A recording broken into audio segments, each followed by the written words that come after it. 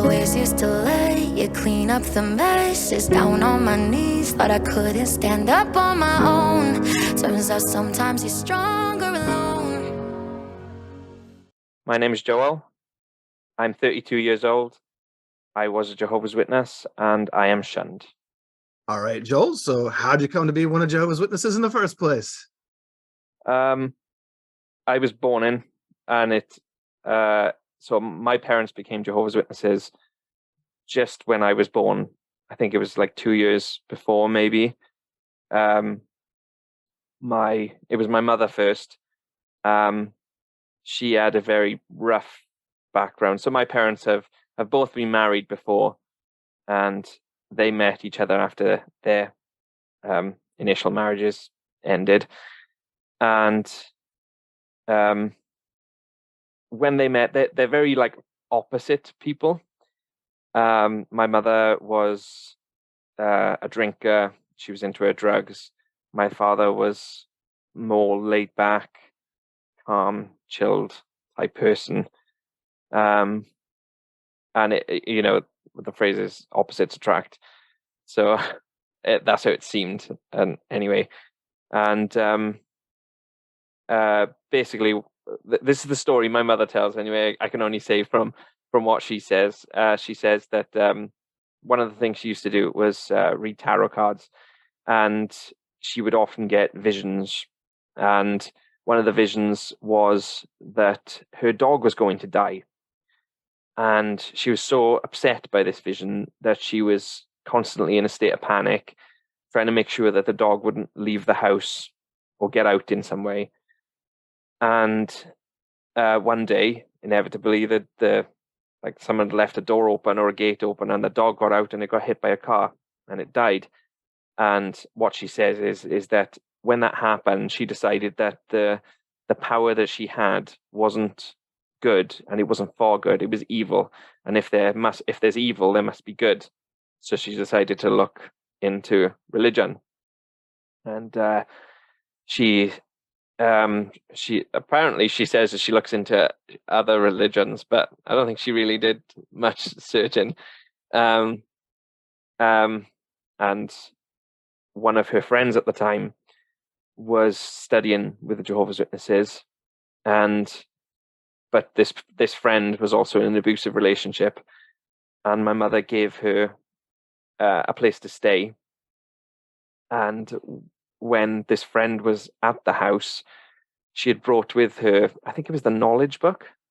Oh yeah. No, it was the reasoning book. Such a random book for a Bible study to have. But Very she said random. that she went through the reasoning book by herself because this friend was in no state of mind to be able to teach her anything. So she decided to read the reasoning book, and she said it all just made so much sense.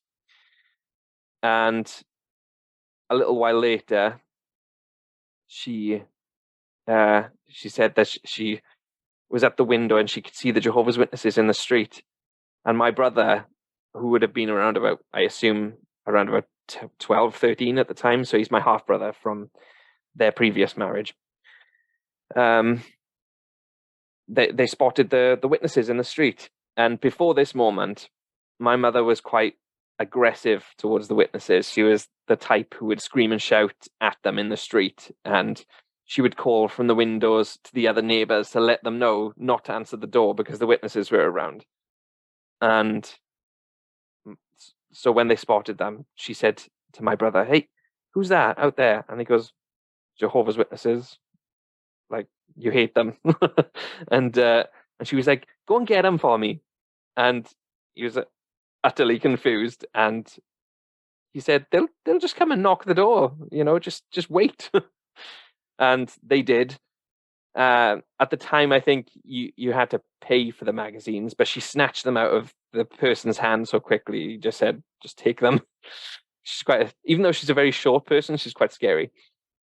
And it sort of went from there, basically. She became a Jehovah's Witness, and my father didn't want anything to do with it. He said, you do you, but I don't want to be involved. And it's a story they love to tell because they quote I don't know the scripture properly, but what they say is about winning over someone without a word, or Oh, with their yes. That wives could win their husbands over without a word by their fine conduct. exactly. That's what they would go by. Because my mother, because she was into drugs and drink, and she had a foul mouth, when she was changing all those things and becoming this lady, then I say in quotes, that was interesting to my dad. He thought, what's going on? What could this possibly be that makes her change so much? So that's where he got his interest in it then, and had a Bible study. And yeah, that's how they became witnesses. And by the time I was born, they were already baptized. So It's just interesting as always to hear your mom's friend is from an abusive relationship, so she's vulnerable, and here are the witnesses. So she's studying. Your mom has drug issues and things like that, and a tragedy there with her dog, and she then is vulnerable and starts studying. There's always some sort of like original vulnerability. There's usually something where someone is hurting, and then here come the witnesses because they're just around all the time. yeah. And if you're looking and they're around, they might be a convenient place. It's interesting. Your parents love to tell this story, and I get why as witnesses, but it's kind of like, well, Joel's dad, your wife changed a lot. It is something very powerful that changes people a lot.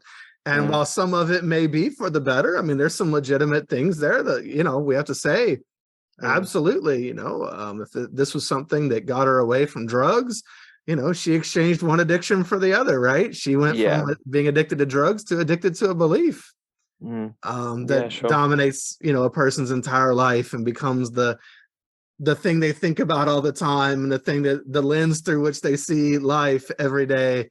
And it sucked him in too, unfortunately. But yeah, you can see why it's attractive to people at that level.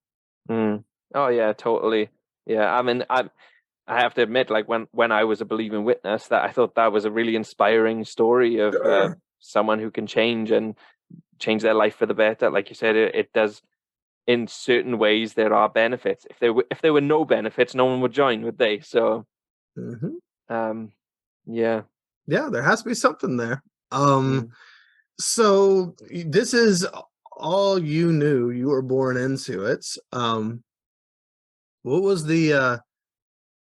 Well, let me pause real quick before I ask you that, and just say, so get the family dynamics. So it was your mom and dad who came in, and then you had one stepbrother, or did you have how many people were in your family?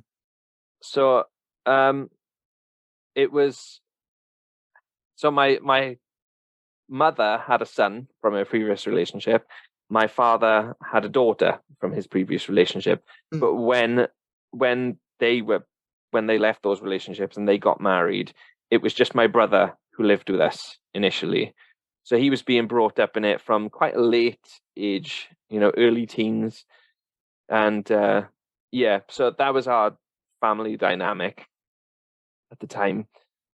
Well, I guess what I was just wanting to ask is, so if your brother was the only other one around, let's say, as far as sibling wise, was he was he a witness as well when your parents went into this? Did he go into it as well? He did. I say, I can't speak for him, but I'd say sort of reluctantly. And I think he was at that age as well where, early teens, where, you don't really want to do everything your parents are doing. It's not a time of wanting to have all these new experiences with your parents, So basically, they went in quite hard and fast, my parents, and they were so enthusiastic for it, and he was not enthusiastic about it. He had his worldly friends, and he didn't want to change that. He was happy with them. At the same time, his so-called worldly friends weren't the best influence, and I'm led to believe that they were getting him into things that weren't appropriate for his age then, and my parents found out about it, and I don't know too much about this because I must have been like 2 years old when this happened, but there was a big fight in my house. My father and my teenage brother actually had a physical fight, and they kicked him out that night. He didn't want to be a witness. He told them so, and they kicked him out. I believe he went into some sort of foster care because he was 15. I think he was 15 at the time. He was under a certain age, so he had to be in some sort of care for a bit. But we just didn't talk about it for like the longest time. And I saw my brother occasionally. He would come and visit. There's a 13-year difference between me and my brother, so when I was very small, I just remember seeing him every now and then. But yeah, in later years, I know that they've had discussions with him and apologized for how everything happened that night. It took a long time for them to do that, but yeah. So from that point onwards, it was just me. And so that's something I forgot to mention. When my parents got together, they had me and my older sister. So they have a child each from previous marriage, and then they had 2 children together. So once my brother left, it was just me and my sister. Okay. Wow, that's really tough to be kicked out at 15 years old. Yeah. You're just a kid, and I don't think he handled it well. Like, no one would really. I mean, I think even to this day, he's not fully recovered from it. I believe my personal belief is that if you leave home too soon and you don't have any boundaries even, or any sense of what it's like to be an adult in this world, then you never truly grow up. And I don't mean it in an offensive way to him, but I don't feel like he's ever really grown up. He's still this 15-year-old, even though he's in his 40s now, and he's still this little 15-year-old boy.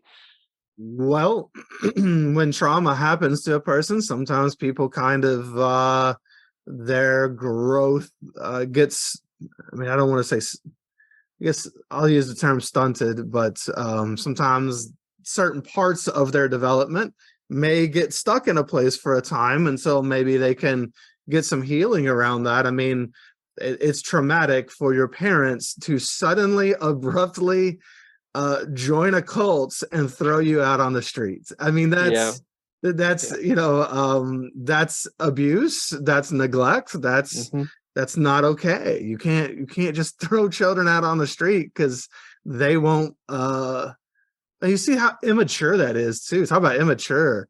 It's to be like you won't play the game that I want to play, so I'm just going to throw you out on the street. Yeah, that's not adult behavior. Not at all. I believe that one of the excuses I heard, and I believe this is truly an excuse, is that they didn't want his influence to be around me and my sister. But you don't just give up your responsibilities as a parent. No. When you have other children, excuse. There's no excuse. So there's no excuse. You can't make that okay. I mean, if he was truly hurting you kids in some way, then there's still other ways to deal with it than throwing him out on the street. Get him some help if he's in so much trouble. Yeah. You don't just abandon your kid at 15. No. And then try to make any, like, that's not cool. It's not. No. It's difficult. So I just wanted to see, if I didn't know the circumstances, and if he was around, and you all there were this one, united family at that point, doing things. So what was the worldview that it gave you, being raised as a little witness? How did it make you see the world? And I mean, you also kind of had a sibling who was out there floating around that, I mean, you said you all just kind of didn't talk about it, but maybe you had, I don't know if you had views on that as well. How did it make you see the world around you? Well, I think being brought up a witness, I when it comes to my brother, I didn't give it a lot of thought, and especially as being brought up as a witness, you don't know any different. Sure. And you definitely feel like you're better than everyone else, and that you have something that no one else has, and you do feel a little more special than, you feel like a unique people, and you would never say that when you're a witness, but nobody ever says it when they're a witness, but you believe it. That's what they all think, really. Well, yeah, I mean, I just noticed you use the term unique people. That is a term that is used in Watchtower, publications at times. I've heard that term. We might have not walked around saying we are a unique people, and special, but we were told that. Yeah. Unique in a good way. Yeah. Oh, totally. I mean, it reminds me of how no one would really say, there may be little hints to it, but no one would really say, I don't enjoy the meetings, they're boring. But one of the first things, and one of the things I've heard a lot from listening to episodes of your podcast as well, is people always say that the meetings are boring, because they're so boring. So boring, and you have to sit there for so long. It feels like longer than it is sometimes. That's how boring the meetings are. But when you're in there and you truly believe it, you don't want to say it, but it's there in your mind. Everyone thinks the meetings are boring. Yeah, well, you can't say it because you're special and the meetings are special, right? And so that you're guilted or shamed that there's something wrong with you if you don't like these things. So I mean, how weird is it that you're in a room full of people who are all kind of thinking the same thing, like, what are we doing here? But yet none of you can say it. Yeah. And the power of the pressure put on, from your peers. Cult mind control. Yeah. So so you felt special. Does that mean then, like, did you have a super negative view of the world around you? I guess I did. Yeah.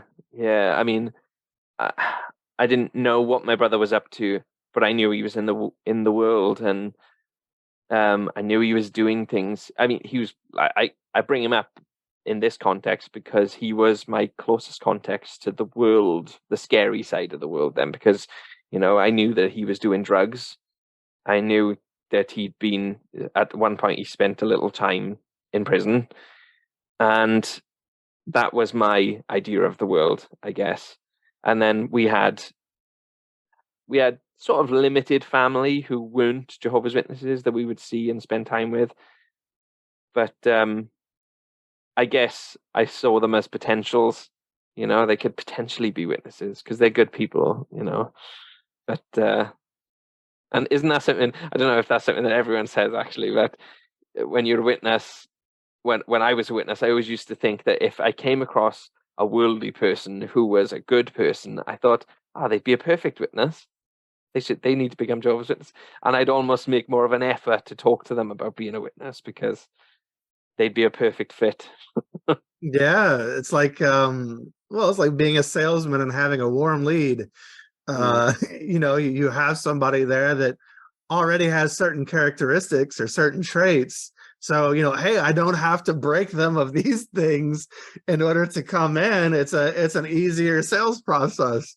Exactly. If I can just get them to believe certain things. But that's what we were. I mean, we were salespeople for Watchtower. And 100%. How interesting that your brother is, and of course you have no context. Again, you're a little kid when all of this goes down, so you have zero context. But your mom was addicted to drugs and she didn't get thrown out of the house, but your brother did, because he's now awful and bad. And Yeah, again, being in prison and things like that, I feel terrible for him. Again, the trauma, a lot of people in prison, they've endured a lot of trauma, and yeah, it comes out in 100%. different ways. And so it's just so sad. But so what then was your life like at home? What was your home life like? Were you all super, into studying for all the meetings and doing your family study, and did you all have other things that you were into? Mm. I'd say our family was on the stricter side. They were definitely, I mean, looking hindsight's 2020, so I think I can see now why I was maybe one of the younger ones who was left out of things occasionally, because I'd say that our family was on the stricter side. I mean, I definitely met more strict Jehovah's Witnesses in my time, but our family was definitely on the stricter side. As a for instance, when we go on holiday, you have to find the Kingdom Hall to go to the meetings. It doesn't matter that you're on holiday; you have to I find the get your Kingdom fix Hall. even on a vacation, right? Yeah, you don't get a vacation from being a Jehovah's Witness. You don't. So yeah, so if we were abroad and it wasn't sort of too far out of the way, we had to find the nearest Kingdom Hall and go to a meeting. But yeah, I wouldn't say that we were super spiritual theocratically though, because my parents always wanted us to sit down and do a family study, a family worship. I mean, family worship was something that sort of came in a few years later, wasn't it? It wasn't something that was it's a main thing now, isn't it? Like, they took Well, away the you're always Tuesday. supposed to have a basic study with your family anyway, but Yeah. then once they got rid of that one meeting and Mm, condensed things, then it was, well, then you should also have a family worship night on top of that. exactly. Yeah, yeah. I mean, our thing for a good few years was we would go out on the ministry on Saturday morning, and then come back and we'd study the Watchtower for about an hour for the following Sunday. And that was I guess that was our family worship. But I think that fizzled out as we became teenagers, to be honest. But I remember my parents trying to have a personal study with me when I was a teenager, but I always sort of kicked against it. I didn't. I think just typical teenager. I was a little bit miserable, and I didn't. I wanted to do my own study, and I didn't understand why they had to make me do study with them. But just teenager stuff. No? Well, yeah, if you think meetings are boring, imagine a meeting in your own house. Yeah, You couldn't be yeah, doing anything else around, at the time, exactly. but now Mm, you're forced to sit down with this magazine and study it. yeah, and they were very different. They had very different approaches. My mother and father. My mother's still, well, they both are, I suppose, but they're very enthusiastic for it. But my mother is quite a knowledgeable person, and she's very tactful. She could sell. I don't know if you know the expression, but like she could sell sand to the Arabs. So um, like she always had studies with people from similar backgrounds to her. But my father wasn't the type to get Bible studies. He wasn't the type to always be on the ministry. My mother was. Um, my dad's best advice was always pray. If you went to him and said, "This is the problem," blah blah blah, his advice to you is, "Have you prayed?" And that was as much as you got. But my mother would be the type, she would pray and she'd ask, "What about this? What about this? What about this?" And it would always be surrounded with spiritual things. Um, but they were very they had very different approaches. So it was a bit of a mixed bag, but still, like I said, very strict with meetings, So, especially. okay, and so what was the atmosphere in your home? What was the temperature of the room, so to speak? I mean, were people generally happy? Did you guys go out too and do, I mean, you mentioned vacations. Did you all have a good time together as a family a lot, or was it a happy home? Yes, I'll give them credit where it's due. My parents, I'd have to say that um, I was a very happy child. Mhm.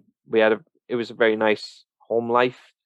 Um, yeah, we went on vacations once a year, and it would always be at Christmas time because there was lots of Christmas events happening in school, and my parents didn't want us to be in school around that when they knew we couldn't do it. So they would purposely book a holiday that was over the Christmas period, so we would have something to look forward to as well. And they used to tell us, like, if the kids ask you what you had for Christmas, you just say you didn't get any presents, but you went to this destination, this holiday destination. You did this and you did that, and they'll be jealous of you because they didn't get to do that. They were at home in the cold weather. So I think that was their way of around it, and it worked. Well, I mean, that's nice. I mean, did you all play games together at home and things like that? Did you all do things together? Yeah, I'd say we were quite a close family, especially me and my sister. We were very close siblings. Um, Up until sort of later teens, we basically did everything together. Even when it came to, so there's 2 years between me and my sister, and when she started sort of going out with groups of witnesses to, I don't know, bowling or the movies, I would always tag along. She'd never leave me out. um but yeah, and even with my parents, we were happy to spend time with my parents, and they were happy to spend time with us. We're quite a happy family when it comes to the preteen years. Then we spent a lot of time together. Gotcha. So what was life like for you at school? School, school, school was okay. And did you I go think to a public school, a secular school, or did you go home? Were you homeschooled like some people? no, no, I went to a public school um, through all my years. I don't. After having my own kids now, I don't believe really that homeschool is the best thing for your kids. But so I am glad that I didn't get homeschooled. But throughout, I don't know what the American equivalent is, but we call it primary school. Hmm. So it's the schooling up until high school. Then, um, Okay, so that would be our elementary school and plus middle school. right, and I was bullied for being a witness Hmm. all the way through my primary school years, by one or two people in particular who made it difficult for me. But then I started high school and people didn't really care. So school was okay. I had a handful of friends that were fine with it and didn't really care. But yeah, it was okay. I struggled a little bit in school. Um, I don't know if I have either ADHD or dyslexia or something, but my mother actually got me tested for epilepsy because she thought that I'm possibly having what's the word for it? Absent seizures in class, Hmm. because I would just phase out and not do any work. I mean, one of the things that like I've never lived down is coming home with a school book that had like the date and one sentence written in it, and then there's a note from the teacher underneath that says this took Joel a whole hour. And they my parents always bring that up. But yeah, so they thought that maybe because my brother's epileptic, that I'm having these absent seizures and I'm just zoning out. But I was just daydreaming. I was bored in class. It sounds kind of like ADHD. Yeah. I mean, there's a So lot more to ADHD than that. yeah, But I yeah, that know. can be part of it for sure. Yeah, and ADHD runs in my family as well. So I don't know why. Like, I know my mother has it, my brother has it, and his son has it. So I don't know why that was never tested. So Okay, ADHD and addictions run hand in hand a lot of times, and because addictions are stimulating, and yeah, I mean, we could do a whole episode just on that. But so yeah, I'm starting to draw some lines here and starting to understand why some things might have gone why they did. yeah. So okay, that makes sense. Also, I'll say that there's an inordinate amount of people that I work with in my coaching practice that seem to have ADHD. And you know, it kind of makes sense that sometimes people with ADHD are struggling in life. It's hard to execute things and to live in a neurotypical world when you're atypical in certain ways, and struggle to execute on life. And so it very well could be that you have a self-selecting group to some degree who becomes Jehovah's Witnesses because they are already struggling in life. They already have ADHD. Maybe it's expressing itself in certain addictions and things. And then those people find, quote, you know, the truth, something that's seems very stable, that's very regimented, very routine based, that they can fall into. And that gives them a structure for their lives. And then when people leave, like yourself and others, you find out that a lot of them, probably genetically, it's been passed down, they too have ADHD. So Yeah. it's a very interesting discussion of its own. Oh yeah, I totally agree. Yeah. So yeah, so you were struggling in school to pay attention. Probably the meetings were similar in certain ways. Oh yeah, Things 100%. that didn't stimulate you. Yeah. Yeah. Oh, 100%. So I didn't do that well in school. But I guess once I started high school, I still didn't do well academically, but I didn't get bullied, so Well, that's nice. I mean, high school kids do seem to care a little bit less about some of that stuff. yeah. When you say you were bullied, so what was bullying like for you as a little witness kid? What does that mean? I don't remember it that bad. I mean, I've heard horror stories about how people were bullied through their school years, but I guess for me it was just name calling constantly. You know, there was one child in particular that whose like mother hated the Jehovah's Witnesses and made a point to be quite aggressive towards them if they ever knocked on her door.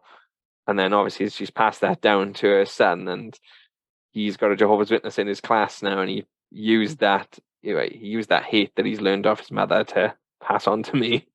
But yeah, I can't say like as soon as I got into high school, I just forgot about it.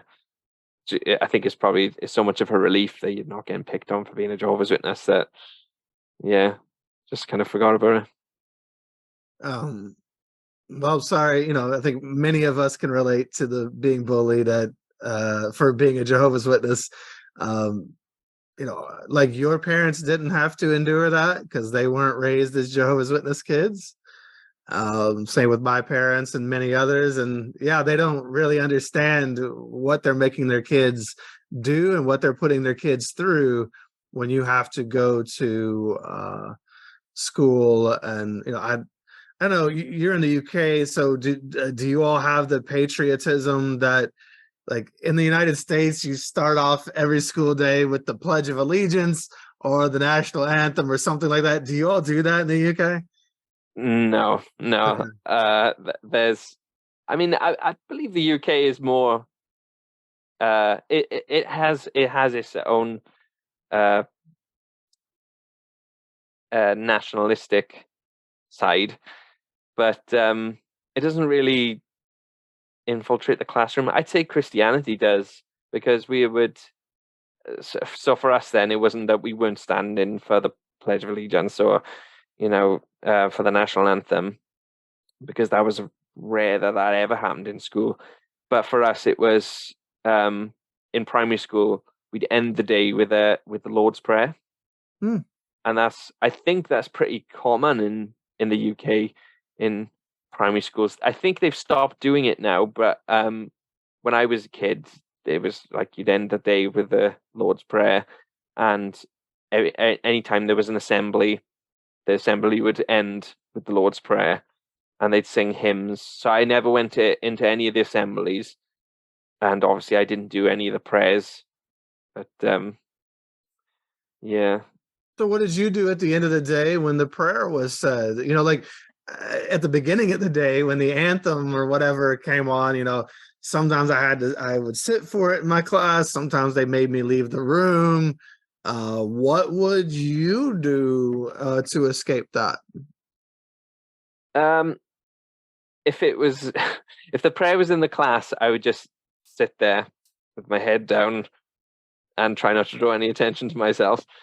But if it was like in assemblies and they were doing hymns and things, I would approach the teacher and say, my parents have told me that I can't be in the assembly for the hymns and the prayers. I mean, I don't think like all the assemblies were religious, but because they had those in them, either at the end or at some point during the assembly, I just didn't attend any. And while me and my sister were at the same schools, it would just be me and her sat out in the hallway while everyone else was doing those things. I don't know if it was fun. I never heard anything about what was going on inside. It was a complete mystery to me. Well, that's interesting. Yeah, I never knew that about how it was in the UK. That's fascinating. So obviously then, so school wasn't exactly a place of refuge for you. It sounds like it was a place where you were bullied, and it sounds like honestly you were kind of fitting in. What about at the congregation? Were you were you all at all the meetings? Were you super active in the meetings and commenting and giving talks? Did you have friends? What was the Kingdom Hall life like for you? I think that was my refuge, to be honest. I mean, I couldn't. My parents weren't overly strict about me spending time with school friends. So I had one friend in particular who my parents would let me go over to his house and spend time with him. And he was a school friend. So that was a bit, I knew that was a bit, probably made them a little uncomfortable to say yes to, but they didn't want to be too strict with me. But I'd say the majority of my friends were witnesses, and I enjoyed going to the meetings to see them. I didn't enjoy the meetings, the talks, but I was fairly active. I liked to answer. I took part, first Bible readings and then second talks, third talks. Yeah, it was nice for me because it was all I knew. Did you were you all one of the families that stayed late after the meetings, like talking and stuff? Did you have a lot of friends to see? Yeah, for sure. We weren't. Our family was often the last family to leave the hall. I mean, obviously, me and my sister wanted to leave as soon as like all of our friends left, but yeah, we were one of the families we were never in a rush to leave. Which is funny after like in later years, and I was in a relationship and things, like occasionally we'd be one of the first to leave, but it's crazy how things change, different relationships, different dynamics. Yeah. Oh, sure. So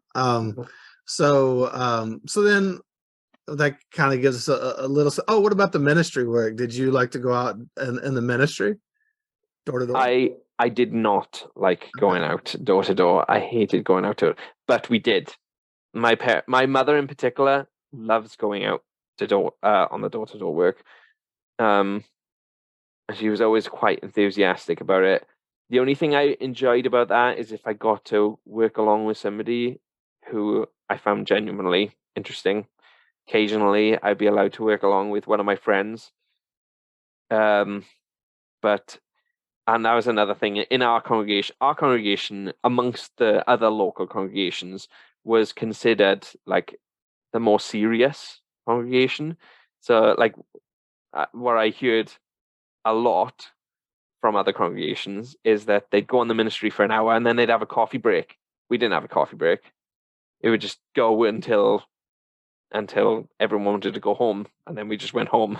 But the coffee break was the only good part. I know. We would always go to McDonald's and hang out and eat a little something, and no one wanted to leave and go back out.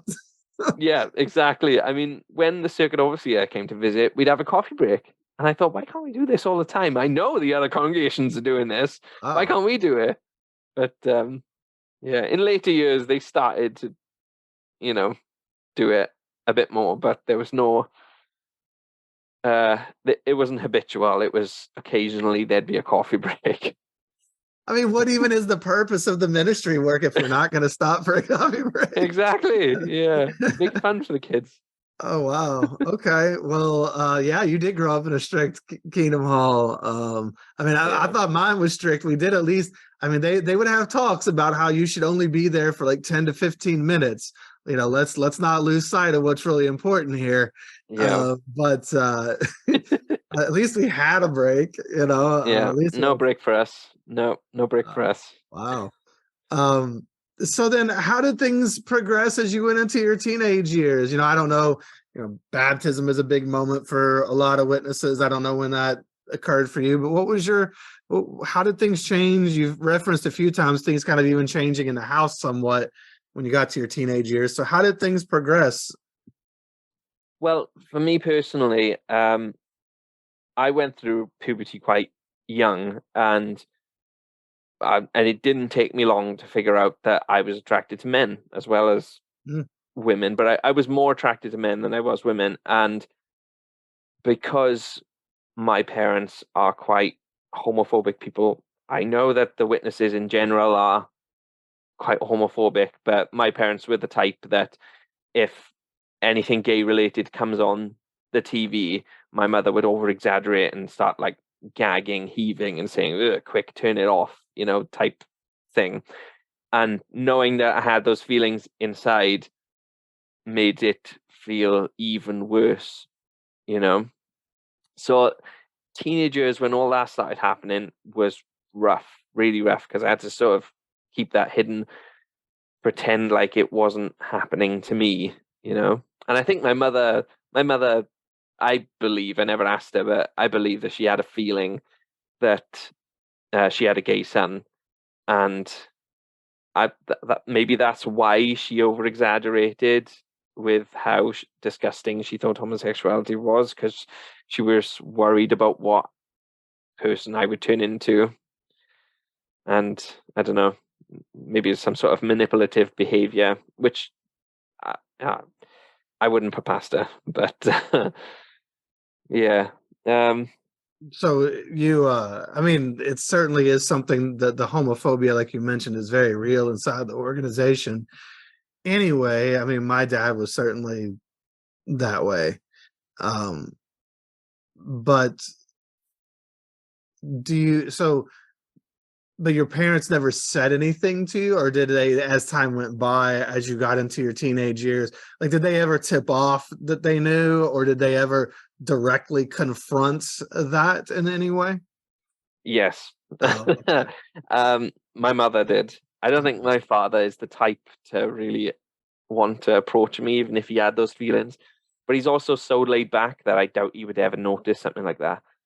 It would have to be me spelling it out for him, But my mother's more attentive and she's on the ball. And when I was about 15, so I went to an all boys high school, and feeling the way I did, not to really get into the whole story, but I had my first sexual experience was with another boy at school. Sure. And so I was feeling insanely guilty just for having gay thoughts anyway. But then, like, for something to actually happen just made it 10 times worse. But obviously I had to keep it hidden because, I wasn't going to be, I knew I was never going to be accepted, but I didn't accept myself either. So, I don't entirely put the blame on them. What I mean is that I don't want to make it sound like I wanted to be gay so badly, but I was hiding it type thing. I didn't want to be gay, or I didn't want to have any sort of homosexual desires at all. I was convinced that I was flawed in some way. And after this experience with this boy at school, it wasn't even that long later. I can't remember how long how much time passed, but my mother came into my room one day and she just said, "I need to sit down and have a chat with you. I need to ask you a serious question. Has something happened between you and another boy in school?" And initially I lied, and she said, "Are you sure now? Is there anything you want to tell me?" And I just broke down in tears and I told her everything. And she never told me how or why she knew. But if I had to guess, I'd go back to, I think she always kind of knew that I was that way. I mean, But how would she have known that something specific happened unless somebody tipped off I somebody, don't know. their I parents, or maybe, I mean, so my thought process on it has been, uh, this has not been my experience with my own kids. I don't know if everyone experiences this with their kids, but you see occasionally where the child comes out to their parents and the parents always knew. They say, oh "Well, of sure, course, I always knew." And I feel like that was my mother. She was so attentive that when I was already feeling guilty about just having thoughts, and then when something happened, I believe that my demeanor probably changed and I was more miserable. And I think she probably just connected the dots and wanted to and saw how miserable I was and probably thought, what would make him this miserable? And if she's already thinking he's probably having gay thoughts, then she perhaps, yeah. connected the dots and said he's Hmm. probably done something with a boy in school. He goes to an all boys school, you know, and she just came out and asked. So now you weren't baptized at this point, right? I wasn't baptized at that point. I was an unbaptized publisher, and she told me that she wouldn't say it because I wasn't. She said because I wasn't baptized, she wouldn't tell anyone else. And I don't think she even told my dad. She didn't say anything to anyone. It was between me and her. But the problem was, well, I say the problem was she didn't ask ever again. Then, um, and I did get baptized a year later, and and the stuff that had happened with this boy at school happened again, and I was baptized then, but I never told her that, and I didn't tell anyone for Sure, she had basically years. told you it wasn't going to be safe to tell her because she would go to people once you were baptized. That's Um, true. Yeah, and yeah, why would I you knew it feel wasn't safe? safe. She told you where the boundary was. Yeah, You get exactly. baptized, and now it's going to get real. Yeah. So what made you get baptized a year later? What did you feel pressure? Did you think it would absolve you of things that had happened? What was it for you? So I had a bit of a crush on a girl in a neighboring congregation, and I hadn't put as much thought into baptism as everyone else seemed to have. To be honest, it was quite common. Like even friends that were a bit younger than me had started to get baptized, and I still didn't really think much of it. And then I had this crush on this girl from a neighboring congregation, and she was baptized, and I thought, well, if I want a girlfriend one day, if I want to get married, because I'm still ignoring all these other things that I've done and these attractions that I have, because I just keep trying to convince myself that they'll go away. They'll go away. What I need to do is eventually find a wife and get married and have kids, and that'll make everything right. I won't even think about gay thoughts anymore. But yeah. Um So yeah, having this crush on this girl who was baptized made me think for the first time, maybe I should get baptized, because I know that if I don't get baptized, I won't be able to date. So yeah, that was my motivation. Okay. Well, That I was mean, my honest certainly not. motivation. That's not what I told everyone else, but Well, certainly not the first person to get baptized for, a crush or whatever the case may be. yeah. So you got baptized. How did that feel? Were your parents happy for you? Were they proud of you? Was that a big moment for you guys? Oh yeah. Yeah, it was. They were very happy. My sister obviously got baptized before me, and they were so happy, and I was happy too. I mean, I think what that is, though, it's an overwhelming feeling when everyone's coming to you and saying how proud they are of you and how happy they are for you. And I do remember feeling a little bit emotional over it, and almost wanting to cry at how happy I felt when I got baptized. But I think it was the overwhelming emotions of being, it was love bombing. That's what it Well, was. yeah, I was gonna That's say. So you go from being in a uh desert of praise, a dearth of praise, no praise at all, and then suddenly there's all this praise coming at you. yeah. Now you're wonderful, and everyone wants to let you know. It's quite the dichotomy going from. I mean, I don't know about you. I never got much praise. I didn't get that much praise when I got baptized either, but I at least got some, and it was like, hey, there's praise for Yeah. this. That's cool. Yeah. Makes you feel Yeah. special. Yeah, exactly. Here's your treat. Yeah. You did something good. Here's your treat. Yes, you have finally done something good. Yeah. After all these years, Yeah. now people will celebrate with you. hmm Um, so did anything change after you got baptized? Do you feel any different? Were you expected to do more in the congregation? Anything like that? No, I don't think so. I think How old were you? I was 16.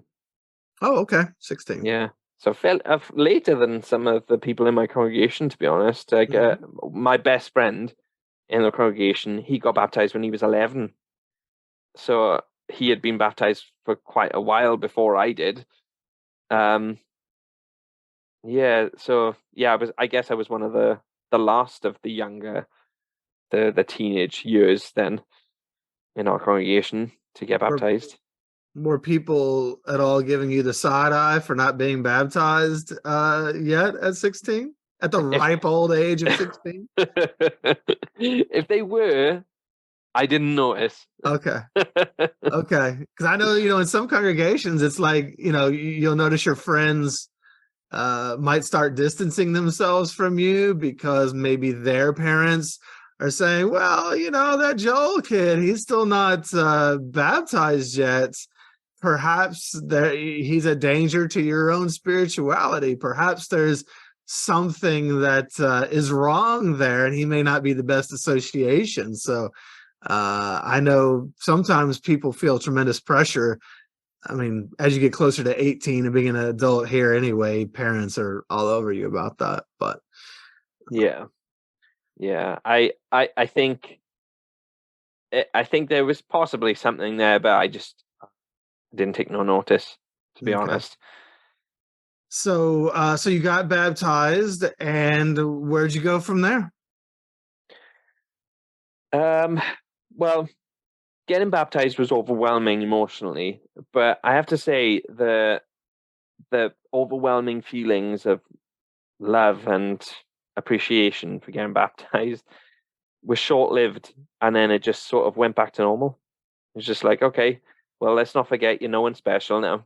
You're just another member of the congregation. Yes, you did something good, but we're not going to praise you forever for it, type thing. So it, yeah, within the congregation, I guess I don't think I got any more privileges, at least not straight away. Um, so at 16, I left school. I did what we call GCSEs here. I did my final exams, then the ones you, uh, uh, So I don't know. I think you leave high school a little later than us, don't you? So we finished Yeah, at usually about 16. 18. Yeah, yeah. So we finished at 16. Yeah. As soon as I was finished, I didn't want to stay on in school. You can stay on and do your what's called the A levels, and that's where you stay on until you're 18. But you don't have to. And I hated school so much. I struggled to learn. I struggled to pay attention. And I had terrible grades. And I didn't care much about my grades because of the religion. I thought, well, Armageddon's going to be here any day now. I don't really need to. Why do I need an A in maths and B in English or whatever? I mean, my I am a little embarrassed to say this now, but with that sort of thinking, it didn't matter to me. But my highest grade from all of my subjects was a D leaving Mm. school, so I didn't have a lot behind me or anything that I could be proud of to put on a CV of any sort. Um, but at the same time, I didn't care. I was leaving school. I was happy to just get a normal job. I did do a bit of window cleaning for a bit, and then I went into retail because I was sick of window cleaning. Um, and then I did it again for a couple of years because I was convinced by somebody that it'd be a really good job if I wanted to pioneer. How about And window cleaning? yes, yeah, Yeah, you can make good money when washing windows. yeah, exactly. And it's not a bad job, but I really hated the job. Yeah, it's not I what you mean, wanted to do. it made me miserable. But yeah, but I tried auxiliary pioneering for a bit, and I actually enjoyed it. And I don't know why, because for the most part, I really didn't enjoy the ministry. But I think it probably had more to do with socializing, than anything else. I didn't have to be sat at home by myself. I'd rather go out in the ministry and spend time with friends. But yeah, so I did auxiliary pioneering for a bit, and I did a year of regular pioneering as well. But I didn't get to go to pioneer school because so I stopped regular pioneering right at the end of the year. So then you had done auxiliary pioneering and then gone into regular pioneering. Yeah, so I did auxiliary pioneering for a bit. I think as soon as I left school, I just focused on working for a bit. Um, and like I said, I didn't really enjoy the ministry, so I wasn't really that enthusiastic about pioneering. And then we had one of those months where I think it was possibly the circuit overseer came to visit, and there was reduced hours, and somebody said, and it was like everyone was doing it. So because everyone was doing it, you know, I could not do it. Of course. Yeah. So so I decided to try it. A few of my friends said they were going to try and do it for a couple more months. I said I'd do the same, and and I enjoyed that time. And then one friend in particular was going to carry on regular auxiliary pioneering, and I joined him, and we would regular auxiliary pioneer together. And then I decided to go into regular pioneering, but I only did that for a year. So yeah, I didn't get the pioneer school, but I don't really care about that Because you now. weren't going to continue, right? Yeah, yeah, yeah. Yeah. Same here. I did it for a year and I was quitting at the end of it, so there wasn't any use. Right. Yeah, I yeah, don't know. yeah. I wasn't really looking forward to Pioneer School anyway. What about you? Were you looking forward to it in any way, or is it maybe a chance to maybe you like to socialize, meet new people or something? Yeah, I mean, I guess I told people that I was looking forward to it, but Well, you have to. yeah, yeah. I think it was just something I said. I don't think I Yeah. was really looking forward to it that much. It was I sure, was dreading okay. it and I knew I could Yeah. never say that to Yeah. anybody because it's I such didn't a like the special privilege. I didn't like the idea of going and staying with strangers and what was it for 2 weeks? I think it was two. Yeah, That was I think it's 2 weeks. Yeah. yeah, and so that was a bit off-putting. But the around the time I was regular pioneering, I met my future wife. Um, she was a Bible study of my mother's. So I met her for the first time when she turned up at one of the meetings with her newborn baby. And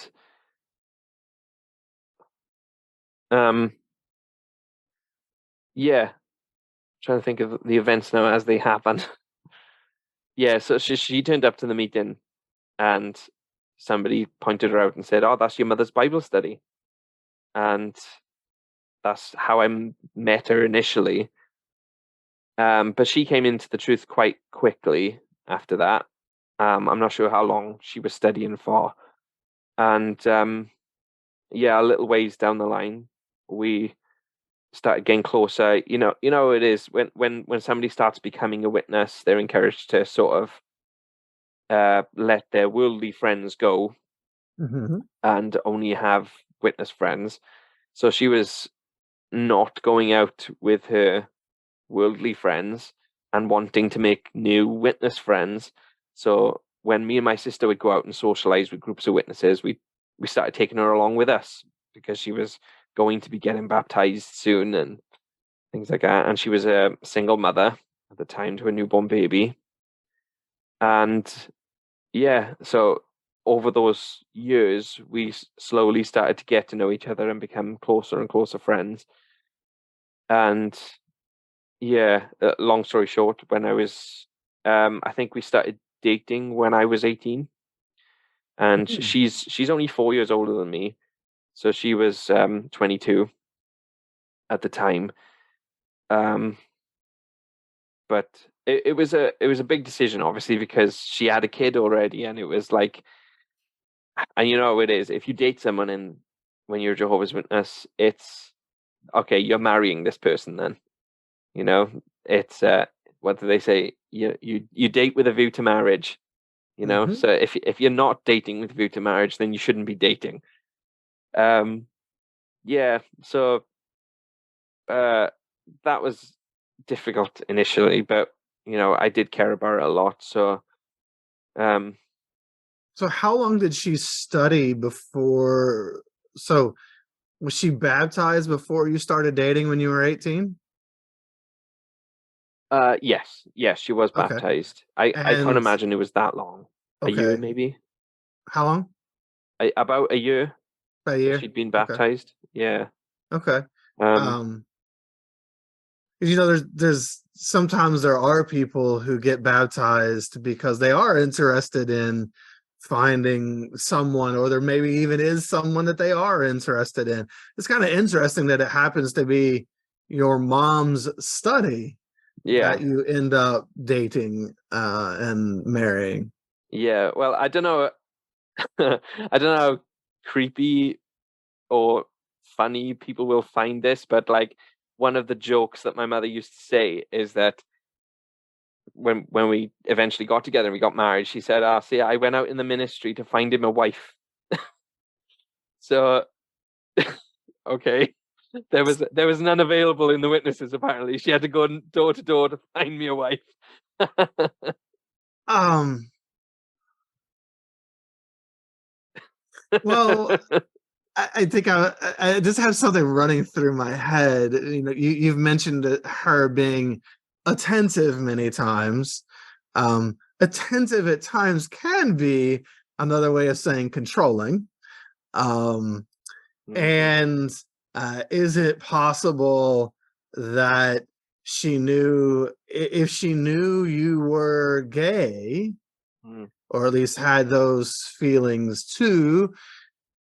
Is it possible that I mean, obviously she can't make this other person become one of Jehovah's Witnesses, right? But boy, it sure does fit. That if she did happen to find someone, perhaps she would have pushed that person on you in some way.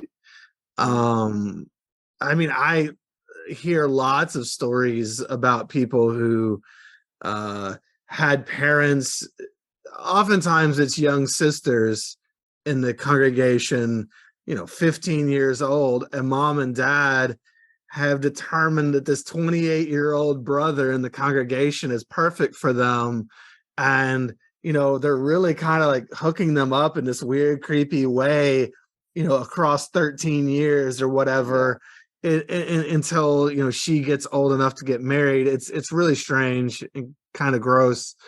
I totally agree. But Yeah. but I know this isn't exactly the same, but I'm just saying, like, it's just I don't know. It does seem to have elements of it, doesn't it? But Like, I could see that. yeah. Fortunately, I wasn't.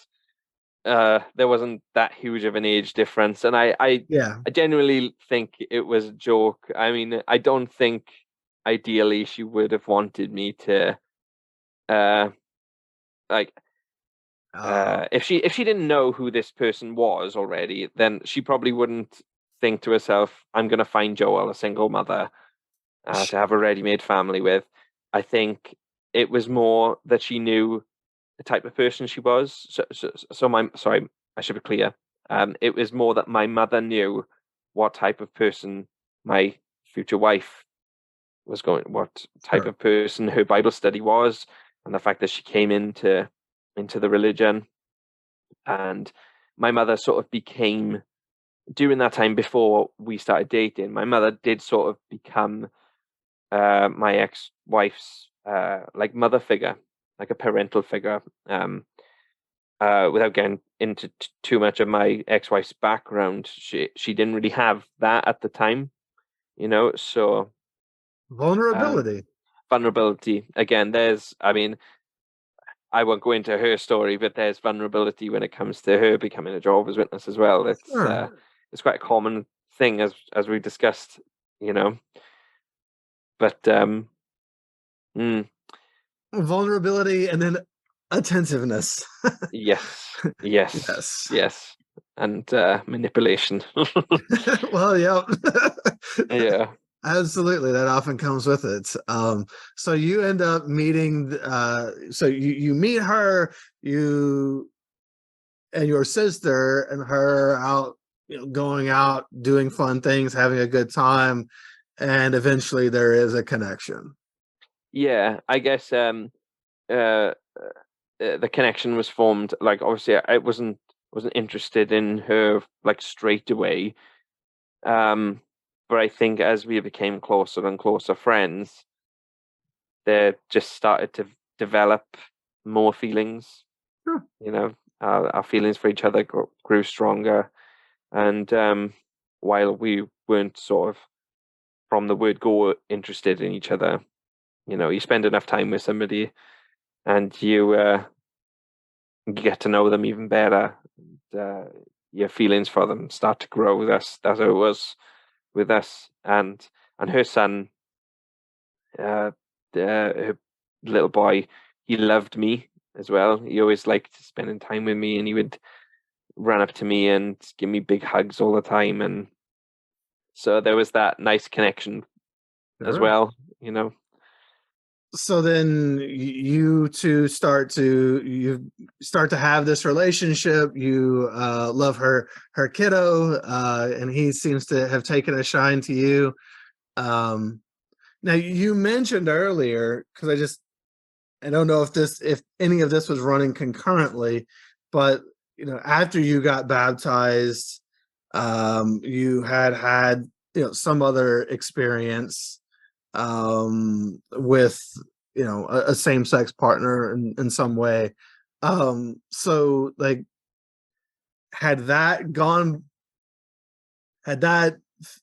been over and done with, and now you were just going down this path? In other words, like, while you were doing this, did you have anything else going on behind the scenes? No, it was well, when those things happened, or while I was in school, between me and another schoolmate, this wasn't someone who was comfortable with being deemed gay either. So it was very much something that happened in the moment, and we've left it there, type thing, and we've moved away. And then since, like, leaving school, I cut all contact with everyone in school, to be honest. So as soon as I left school, I thought, oh, well, this is going to be easier now. And even though I was baptized when it last happened, I thought that I could just leave it go, and that time would be a healer, and that Jehovah, I'd convinced myself that Jehovah would forgive me because Jehovah understands how deeply shameful this is, and he knows how much I've hurt already. And it's just a lot of self-convincing, Yeah. So I just Okay. sort of put it to the back of my mind and didn't think about it. Okay. And so you're going headfirst into this relationship. So anything come up, any seminal moments in the relationship before you guys get married? Not really. No, I did start to grow to love her son as my own, and I was convinced that this was perfect. It was going to work out. She was my best friend. Her son loved me. I loved him. And I thought we could be a family. And this is what's going to fix my life. I'm going to be happy. And before her, I'd never been in a relationship with anyone. I was 18. I was an awkward teenager before that. I struggled to sort of make friends, I guess. I was always just most comfortable sticking with the friends I already had. I struggled to make new friends. So, and I'm a very loyal person. So I guess I kind of knew that when I got a girlfriend, it was going to be the one I was going to marry, unless she broke up with me, because there was just no way that I could break up with someone, Loyalty is a word that Jehovah's Witnesses throw around a lot, isn't it? Oh, yes. It's almost like a cult might demand loyalty above all, right? Like you make a decision, and no matter how bad it is, you are loyal to that decision regardless of what happens. Yeah, even if we say something crazy, yes, you must be loyal. must be loyal no matter what, even if it doesn't make sense to you, or is not in your best interests. So you said you thought it would, quote, fix your life. What did that mean? You thought you were going to have this relationship and it would fix your life. Like, did you think it would fix it in what ways?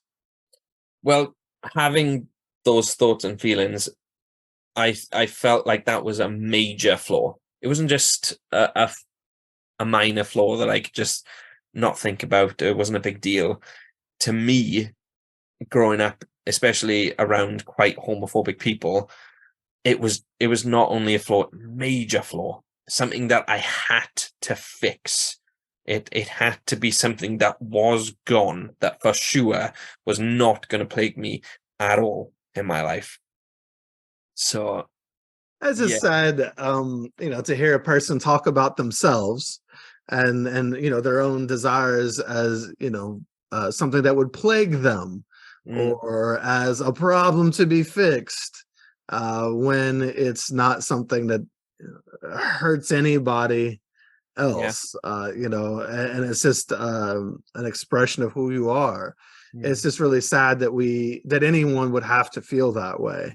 And I'm sorry that Jehovah's Witnesses made you feel that badly about who you were, that you would have to try to be someone you're not and just make it right internally however you had to in order to not be who you fully were. Not to say that you went into this relationship and had no genuine feelings or anything, but really sad to see people struggle so hard to go against the grain of who they are.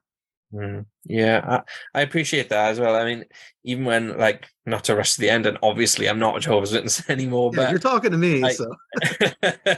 But I mean, even when I initially sort of gave up on being a witness, I still couldn't quite there's a certain amount of deprogramming you have to do, and that was one thing that even took me a long time to sort of break free from was that it's okay to be who I am. It's or even that this is who I am, because for the longest time I couldn't just accept that simple fact that this is who you are. I'd spent all my life up until the point I gave up telling myself that part of you, that's not who you are. Like it's a flaw. It's a flaw, and it's something that you can and will get rid of. But yeah, I'm grateful now that I've been able to get past that, and I've been able to accept myself, and it just seems so simple now. Things just seem so simple to just say, yeah, this is just who I am. Why was it so complicated before? I'm glad you mentioned that. Something that comes up at times in my coaching practice, sometimes on the podcast. Just it's difficult to be taught to hate who you are, and then you can leave Jehovah's Witnesses, but it doesn't just instantly make you accept yourself. That's not how it works. And there's a lot of work that needs to be done, because when you're shamed and told that you are defective, there's something wrong with you, it's hard to separate yourself from it enough to kind of take that 1,000-foot view for a minute and say, okay, first of all, let's admit that this isn't just okay, I should be who I am. And then to integrate that, it's its own process. And it's just a shame that so many people have to walk around in a self-hating manner in some way, whatever that way is, over any part of who we are, because they told us to. And again, it just shows what a flawed group that we're talking about here. They talk about their fruitage. Their fruitage is a lot of self-hate. Yes. As Jehovah's Witnesses, that's not fine fruits. That's not good fruitage. That's rotten, unhealthy fruitage. Well, I remember a common thought that I had was it came from a sense of feeling like things weren't fair. It was unjust. I think a lot of witnesses have a strong sense of justice, but so I particularly put myself down over it, because we were all taught to believe that we're imperfect and none of us deserve anything from God. So you should put yourself in your place, because you don't deserve anything.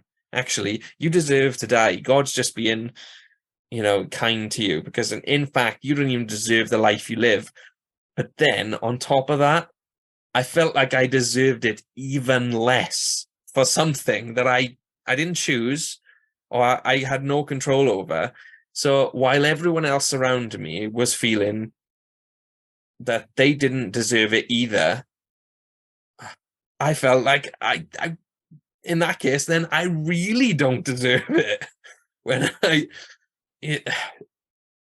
mean, I can't explain it any better than that, to be honest. And I thought, and I used to ask Jehovah when I pray, like, how is this fair? How is it fair that I'm being tested more than everyone else? How is it fair that they get to be born into bodies that don't have these feelings that I have? How is it fair that I'm seemingly being tested more than them? What did I do to deserve that? I mean, and if none of us deserve it, why am I suddenly less deserving of it because of something that I can't control? Well stated. I mean, yeah, why, how is that fair? It's not. And it's so sad, again, that you would have to feel in a world of self-hating Jehovah's Witnesses that you would have something even more intrinsic to yourself, even more deeply rooted that you would have to feel shame about. And yeah, I've talked to people who felt like somehow they would make it work it out to where maybe in the new system it would be okay to be gay to some degree. Jehovah's going to satisfy the desire of every living thing, right? Or maybe if you just did enough in service to Jehovah, there's some way you could overcome the gay, like there's this, or pray the gay away. This is these awful terms and such that just so you're telling a person to disown to disown themselves and lead themselves about like a slave, right? Isn't that what I mean? That's what we were all taught, and that's, you have to disown your own sexuality and who you are. It's beyond just your sexuality to survive. Yeah. What a horrible thing to be told. And what's the point of surviving it all if you have to disown who you are in the first place? Yeah. You're surviving it into a new system where you're going to be who? Who are you going to be? That's the thing, though. In my opinion, at the time, was that I would be an even better person. I mean, we all had this, like I said before, we all had this complex about us that we were better people anyway, but we still, at the same time, saw ourselves as flawed and that we didn't even deserve it. But in my opinion, and looking at myself, Jehovah was going to make me even better. He was going to make me like everyone else. He was going to take away my, and I say it in quotes, immoral sexual desires to make me just like everyone else. And he would reward my efforts for trying to subdue those thoughts and feelings. It's not, we've all been there, but certainly when you're trying to manage and mitigate something like this, being your own thought police, having to internalize everything that they teach us and then use that against ourselves to, I always thought the scripture, actually, wasn't it Jesus who said, he who looks at a woman so as to have a passion for her has already committed adultery in his heart, or whatever. And I always just thought, man, Jesus, you really don't understand your creation. That's kind of what it is, right? To be a human at times, you are going to, not everyone, but you are at times going to look at someone and have a thought, right? Yeah, and it all starts with the eyes. Well, we can't all walk around with our eyes closed. Well, no, but if your eye makes you stumble, you're supposed to pluck it out, right? So we're just gonna have a bunch of eyeless human beings running around. It's so dumb when you think about it. It doesn't add up. It doesn't make sense. And so I always just thought, wow, you were part of the creation of everything, but you don't understand. You supposedly came to Earth to understand what it is to be human, but you apparently missed a cue somewhere because you don't understand this. How can you not know that? How can you not understand that part of humanity? And to have to internalize that and then shame yourself, whether you're heterosexual, homosexual, whatever the case may be, it's horrible. It's absolutely horrible. The shame heaped upon people for their own sexuality or their own desires. It's just so destructive. And destructive enough at times to send someone down a path where they have to try to be someone that they're not necessarily, or that they're not entirely, where other people are going to get roped in as well. It's just, they just really hurt a lot of people through their teachings. A lot of people. I 100% agree. So so getting to that, so what was, I guess, so any circumstances leading up to getting married? You got married. What's life? Yeah, so we got married. So well, we sort of. I'm trying to think how exactly how old I was. So I was 19 when we started dating. I Okay. think if I said 18 before, that was wrong. If I was 19 when we started dating, because I remember that it was basically a year from the point that we started dating to the point that we got married. Hmm. And I was 20 when we got married. Things were great at first, as they are, like honeymoon period, isn't it? I mean, it's great for everyone during that period, but obviously then realities start setting in, and the stresses of life, and me realizing that just because I got married, it doesn't change my sexuality. I mean, to be clear, I would consider myself a bisexual male, but only because I have had sexual relations with a woman, and I didn't have to be sort of, this is just the technical side of it, I guess, but I didn't have to be thinking of other things to be able to do it, you know? Sure. But still, I always had that preference, and I was mainly attracted to men, and it didn't go away, never went away. And I was supremely disappointed with the fact that it didn't go away, and I was depressed. So depressed, anxious constantly.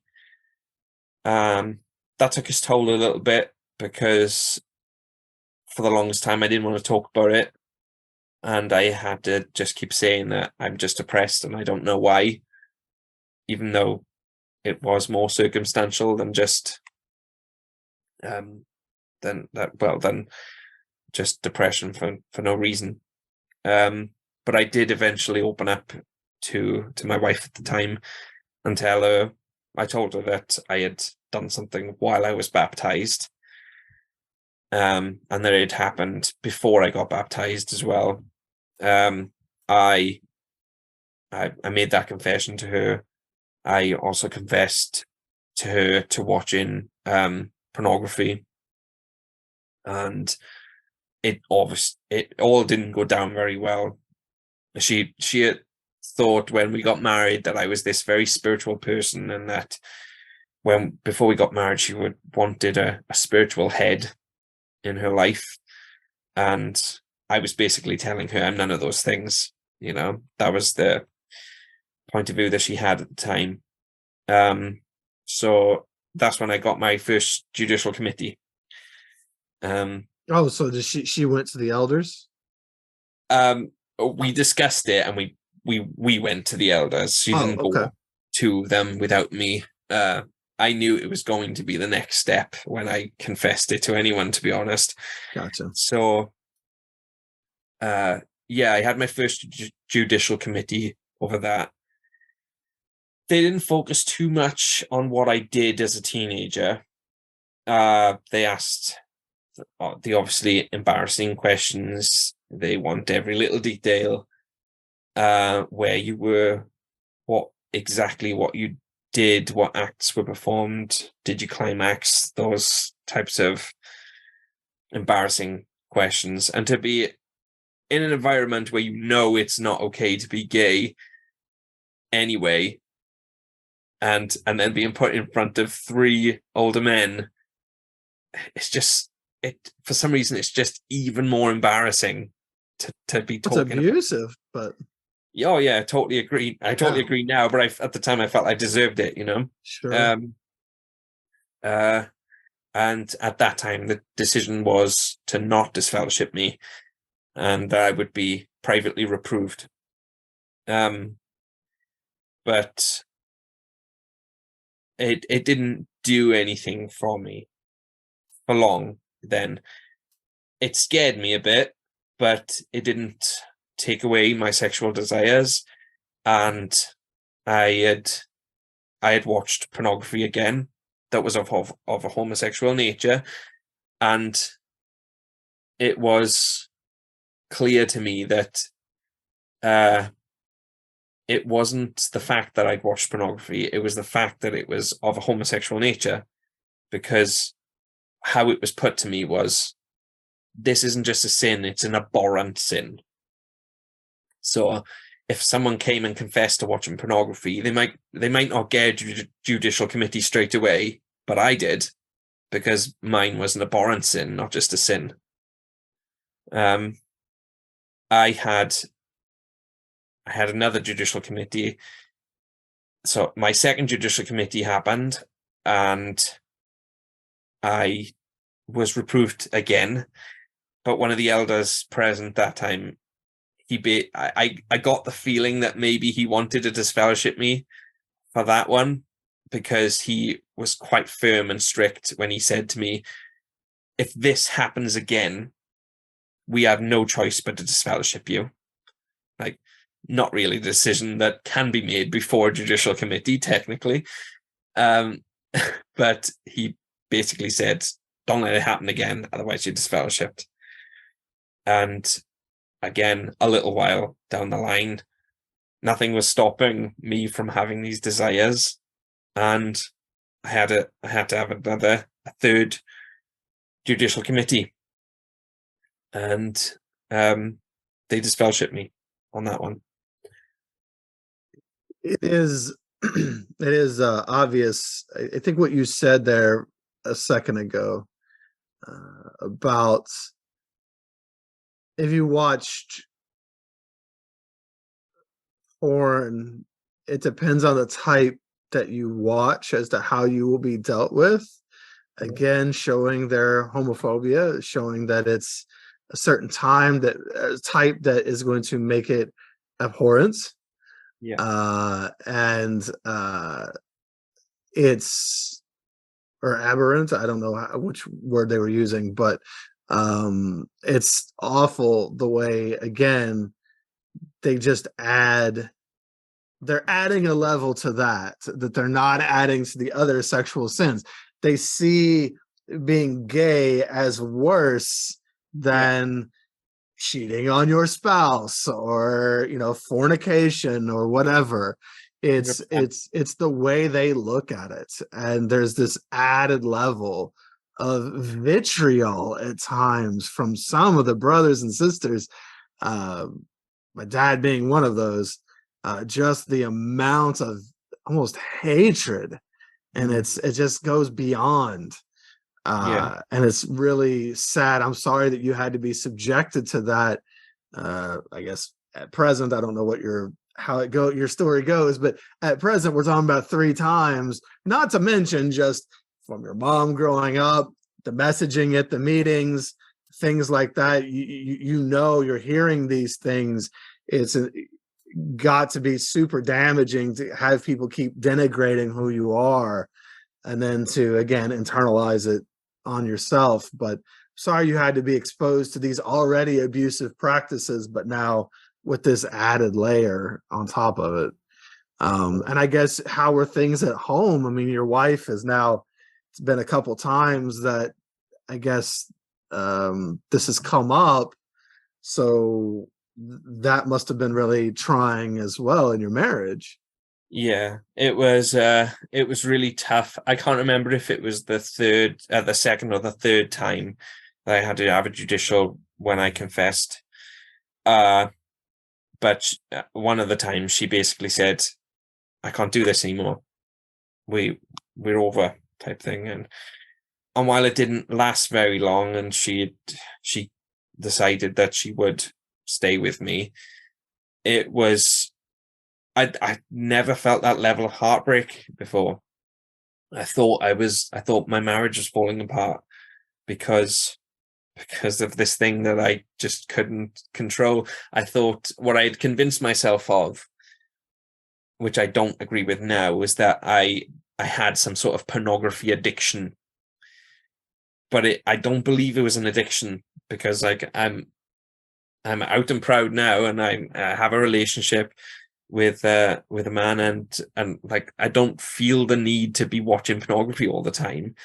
But obviously there was my body was saying to me, you're repressing something that's not good for you, and you can't do it. And yeah, so at the time I truly felt like it was some sort of addiction that I couldn't kick, and I think she saw it as the same.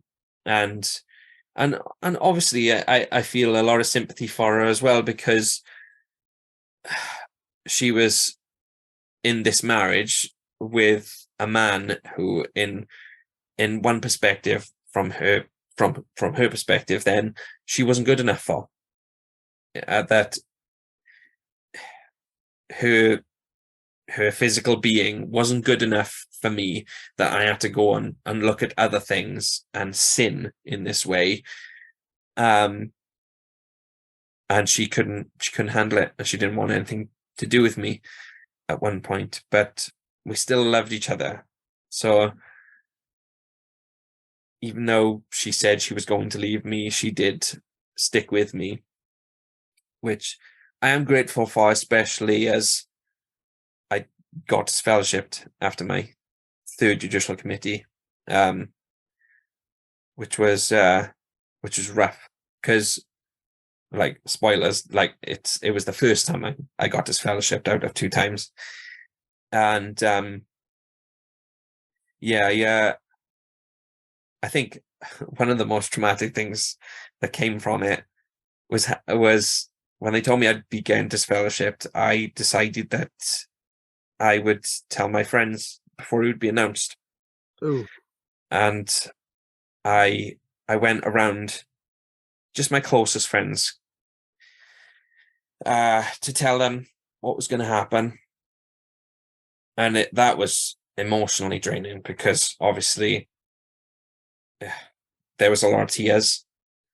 There was, especially from my best friend, that was the hardest conversation I had. But I had a lot of nice responses from them. Like, mainly there was sympathy, that they knew this was the right thing to do, but they were really sorry that it was happening to me, and that they just can't wait until I come back so they can speak to me again. And there was a lot of reassurance that they loved me. But one story I did want to tell on here was when I was going around my friends. My wife at the time said to me, are you going to go and talk to so-and-so? Because even though you haven't been friends with them for like years and years, over the last year or so, you have been friends with him. And I thought, okay, I'll go and talk to him. Now, this brother was quite a blunt person, and he was very enthusiastic for the truth. And so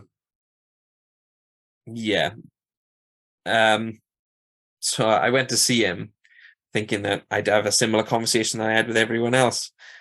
And he gave me the most black and white response I'd heard from anyone. And I look at it now and I think it's a bit of a dead response.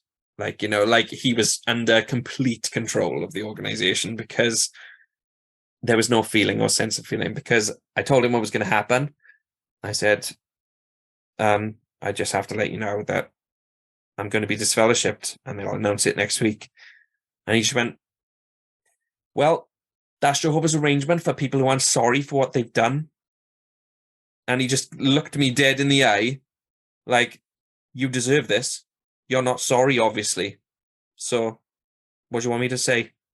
I thought, wow, while everyone else was a bit more sympathetic, there was just this one witness that was, nope, you deserve this.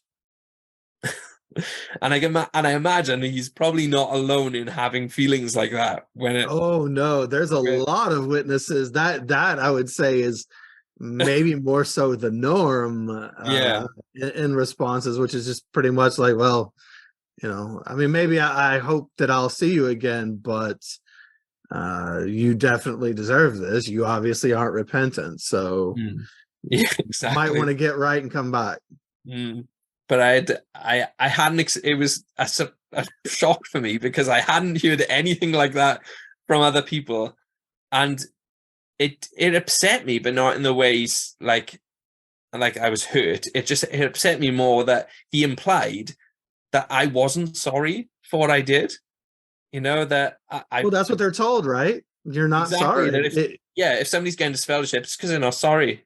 You know, but I was sorry. I really was sorry.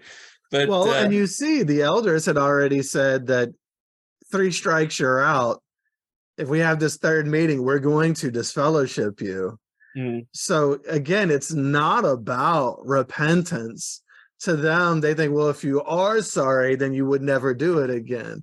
But that's such a ridiculous way of looking at things, to act like everything is a matter of choice and moralized. We don't have the control all the time that they would think that we should have. I agree. Yeah, we're human. So some were repressing who they actually were in the first place, and there's sadly there's just no place for that in the organization. So after that, it was announced I got disfellowshipped, and they kept me out for 6 months. How did your parents react to that? You talked about you're talking to your friends. How was your family about it? They were very upset. Yeah, my parents and my sister. Did you get the sympathy reaction, or did you get a reaction more similar to that brother? It was a sympathetic reaction. Okay. They were upset, genuinely upset. They were sort of, they were the first to know. They knew that I had a judicial committee. We sort of kept them in the loop leading up to it. And my mother and father both basically said to me, just be completely honest, tell them everything they want to know, and everything will be fine. And that was their advice for every judicial committee I had, was that don't hide anything, because Jehovah knows. So be completely honest and everything will be fine. That's, in their minds, that's how I could show I was repentant, by being completely transparent. And which I was, and it still didn't work. But, you know, like you said, 3 strikes and you're out. But yeah, I think probably that it could have something to do why I wasn't disfellowshipped sooner, because I was so brutally honest about everything, and they could see clearly that I wasn't hiding anything, no matter how much it was embarrassing and shaming to me. They could see that I was distraught. But 3 times is too many times, apparently. Sure. Well, you were willing to give them power and to humble yourself in front of them and to tell them your most embarrassing details. So as long as they have that power, I guess that's okay, but in their eyes. But it's just brutal that you would have to. And so you say you were out then after you got disfellowship for 6 months? Yeah, 6 months. During that time, I handed a letter to one of the elders almost once a month, because in the book it says there's no time limit. So really there should be no time limit. But I heavily got the impression that I should wait at least 6 months. And that did not stop me from handing in letters of reinstatement every month. When I first got disfellowshipped, it must have been like 2 days later, I ran into a witness at the local supermarket, and I just did what I always did. I went up and I said hello, and as soon as I said hello, I realized I shouldn't be talking to this person. And I literally ran away from him, and I was like, I'm sorry, and I ran away. I'm laughing about it because it's such bizarre behavior now. It is. This is how he acted. And credit to him, he came and found me in the supermarket, and he said, don't beat yourself up over it. Yes, we shouldn't be speaking, but it's an easy mistake to make. I can't wait to speak to you again properly when you are back in the congregation. And he left it at that, and thought that was very kind of him. But that was one of the few interactions I had with any witnesses until I got reinstated 6 months later. It felt like 6 years. It's such a long time when you are hoping to go back. I mean, can I ask, what was a reinstatement letter like? Is there, I guess I don't really know, is there a format for that? no. Or is No. it basically just pour your heart out, tell them that you're sorry, that you've learned your lesson, that you won't do it again, that you love Jehovah?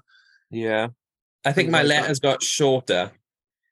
I think my letters got shorter as I got more depressed. So I was getting more and more depressed. A story has just popped into my head as well about this period of time. So I was about 2 or 3 months in to being disfellowshipped, and I was so depressed. I was depressed before all this happened, and then I got disfellowshipped, and I've never been that low. I'd started on medication, and it wasn't helping.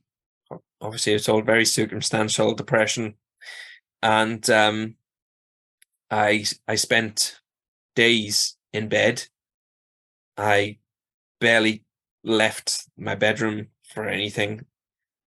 I think at this point we had another kid together as well.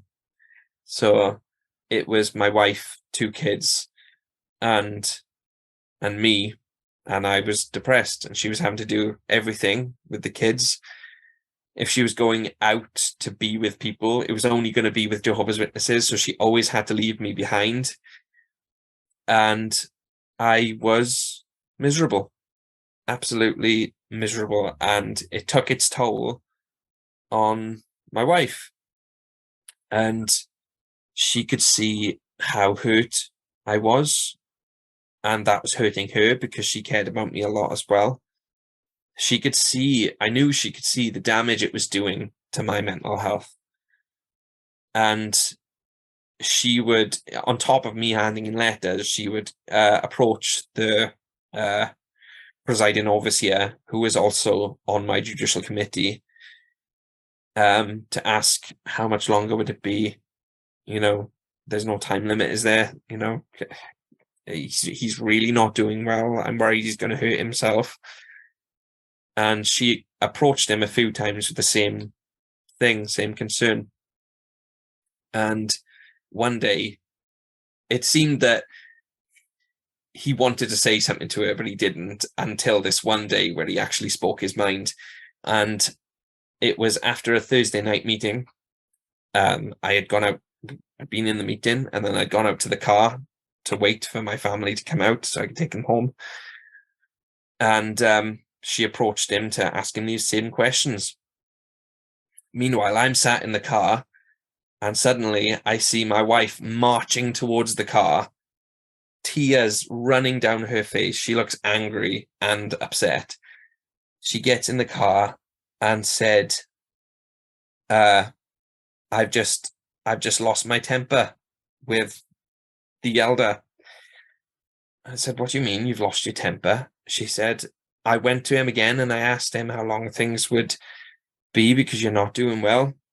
And he said, well, to be honest, it doesn't help that he went around and told everyone that he was going to be disfellowshipped. That doesn't really help his chances in coming back.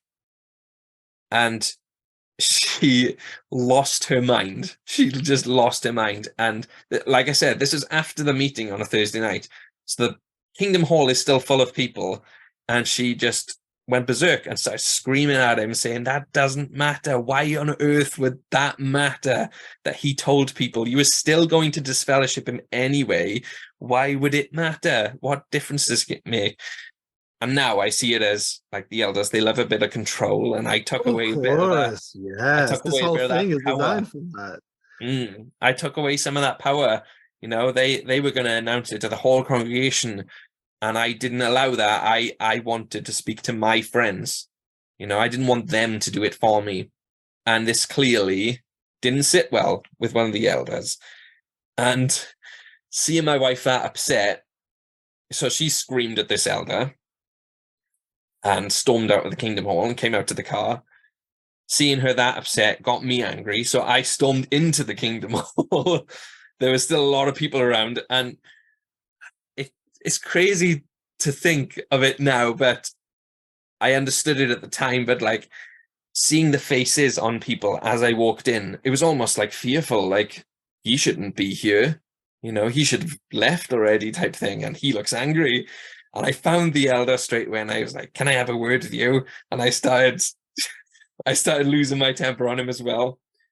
Another elder close by sort of grabbed us both and dragged us into the disabled toilet that was nearby, and we had it out. We had this big argument, and I said, oh, one of the things that stopped him in his tracks was me saying to him, yes, I wanted to say goodbye to my friends, and yes, that meant a lot to me that I could do that before I was disfellowshipped. What if I died while I was like still disfellowshipped and Armageddon came, you know, and I'd be dead because I wasn't a Jehovah's Witness, you know?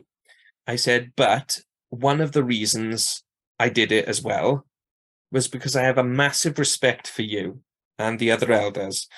And I know that my reputation in the congregation was clean as far as everyone else was aware. And I didn't want the congregation to think that the elders had made a mistake. I didn't want them to think badly of you. So I explained it to my friends, to the people who cared about me, and I told them that I deserve this punishment.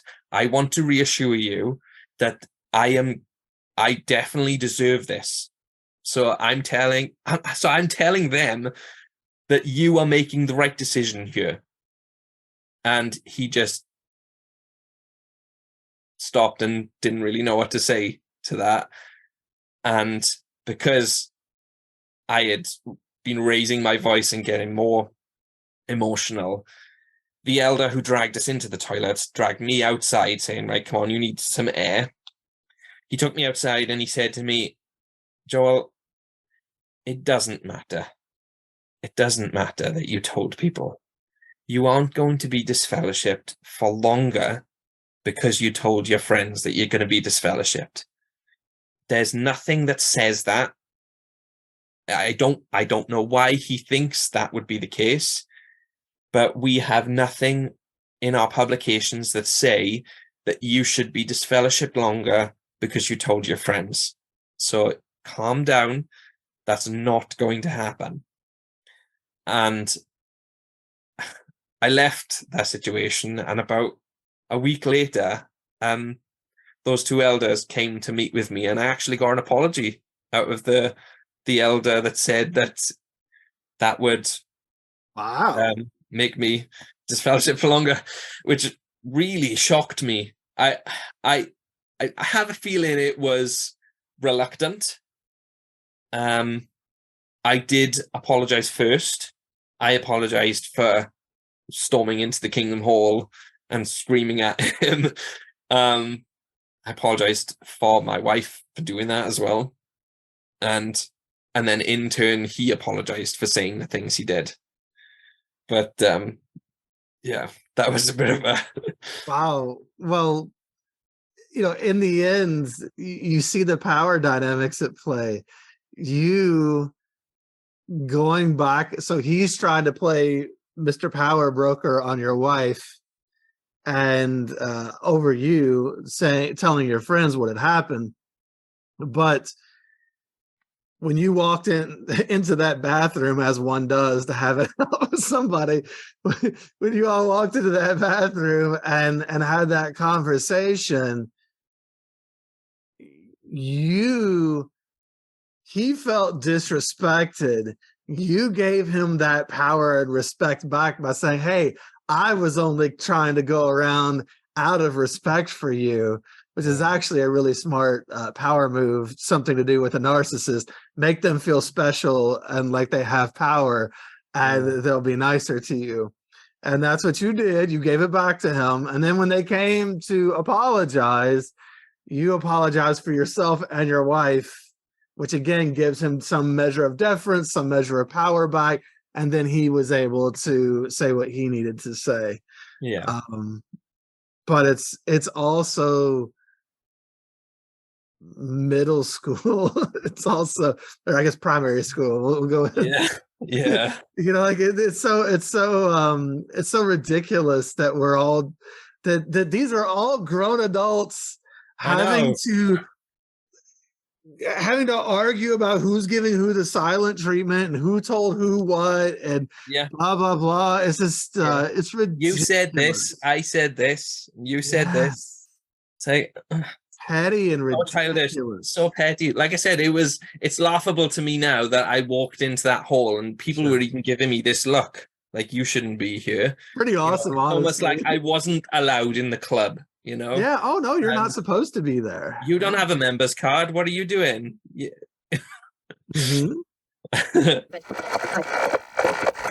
Allow me to break in here for a second. This channel is made possible by you, the listener. If you appreciate what we're doing here, please consider supporting at patreon.com/shunned or leave a review on iTunes or other platforms.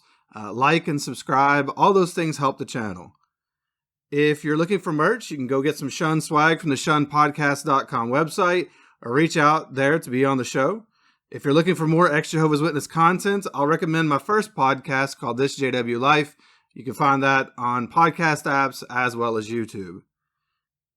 And if you're feeling stuck in life, struggling to find happiness and community, maybe you're haunted by the past, beating yourself up, unsure of who you are or what you even want out of life now that you've lost this one identity that was given to you by a cult, reach out through my other sites like exjwhelp.com, that's exjwhelp.com, or storyworkscoaching.com.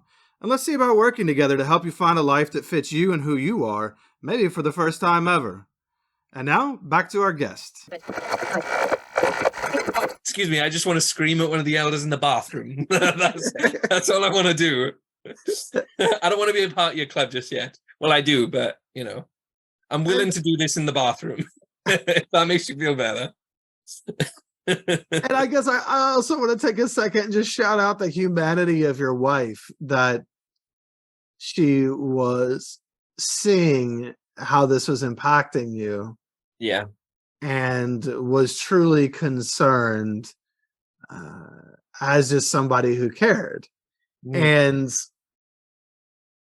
that's kind of you had referenced earlier on that when you got baptized or when you got married and you kind of came out to her the first time a little bit, and she said that you said that she was disappointed because she wanted a spiritual head.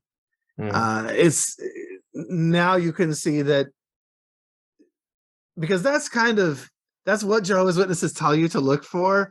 But what you want is someone that you actually love and care for, not just a spiritual head. That's so cold and it's not great.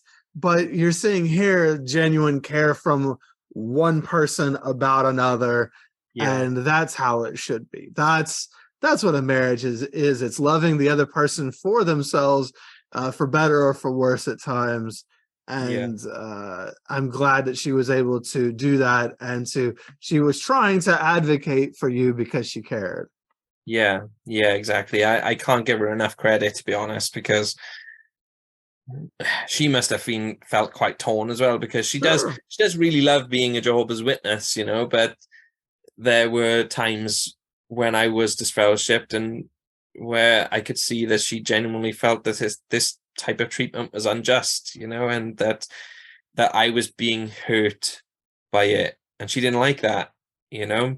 She wasn't the type to say, well, you kind of deserve this, you know. She was sympathetic, you know. Well, again, I don't know, we're not going to get into her, you know, she has her own story there, but just because she had been born and raised not a witness and was out in the world, it must be jarring to see what the religion that you've become a part of makes you and or other people do. It has to be jarring to see that impact. I'm sure she was probably hurt by things that people did in the world around her when she was not one of Jehovah's Witnesses. I'm sure there were other, maybe abusive or bullying behaviors she had experienced, and she had some compassion for you because she is now seeing this in her own home, and what that bullying, what that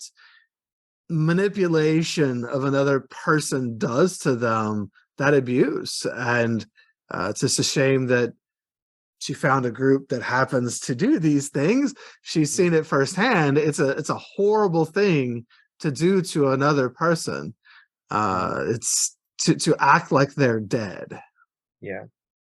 In mass. I think she's one of the rare people that will have seen the damage that's done from shunning. Like a lot of the times, well, I say a lot of the times, I don't know, I haven't done the appropriate legwork, but you see it where the person who's been disfellowshipped is completely alone. Like, I had my wife and my kids, but that person who's completely alone, they have no one in the congregation to see the suffering they're going through. But my wife could see how much I was suffering, how much it was hurting me, how much I wanted to be a part of the Jehovah's Witnesses, and I couldn't. As much as I wanted to make things right, I was miserable. It's amazing, really, because you, being disfellowshipped, probably want it more than maybe even the average witness who takes it for granted and is going to all the meetings. Yeah. Oh, yeah. And there's definitely a feeling of that when you're disfellowshipped and you're trying to get reinstated. You definitely look around occasionally and think, these people have no idea. They have no idea how lucky they are. That's what you think at the time. But, that's those are the thoughts going through my mind, that they have no idea how easy they've got it. I mean, I thought that even when I was a witness, though, like I said, I mean, I used to think, you have no idea how easy you've got it. I am fighting to stay in the truth. I'm fighting to be allowed to be a witness here, and well, that's a point I was going to make later, and that is that, because obviously, again, you're talking to me on this podcast, and you did get disfellowshipped again, but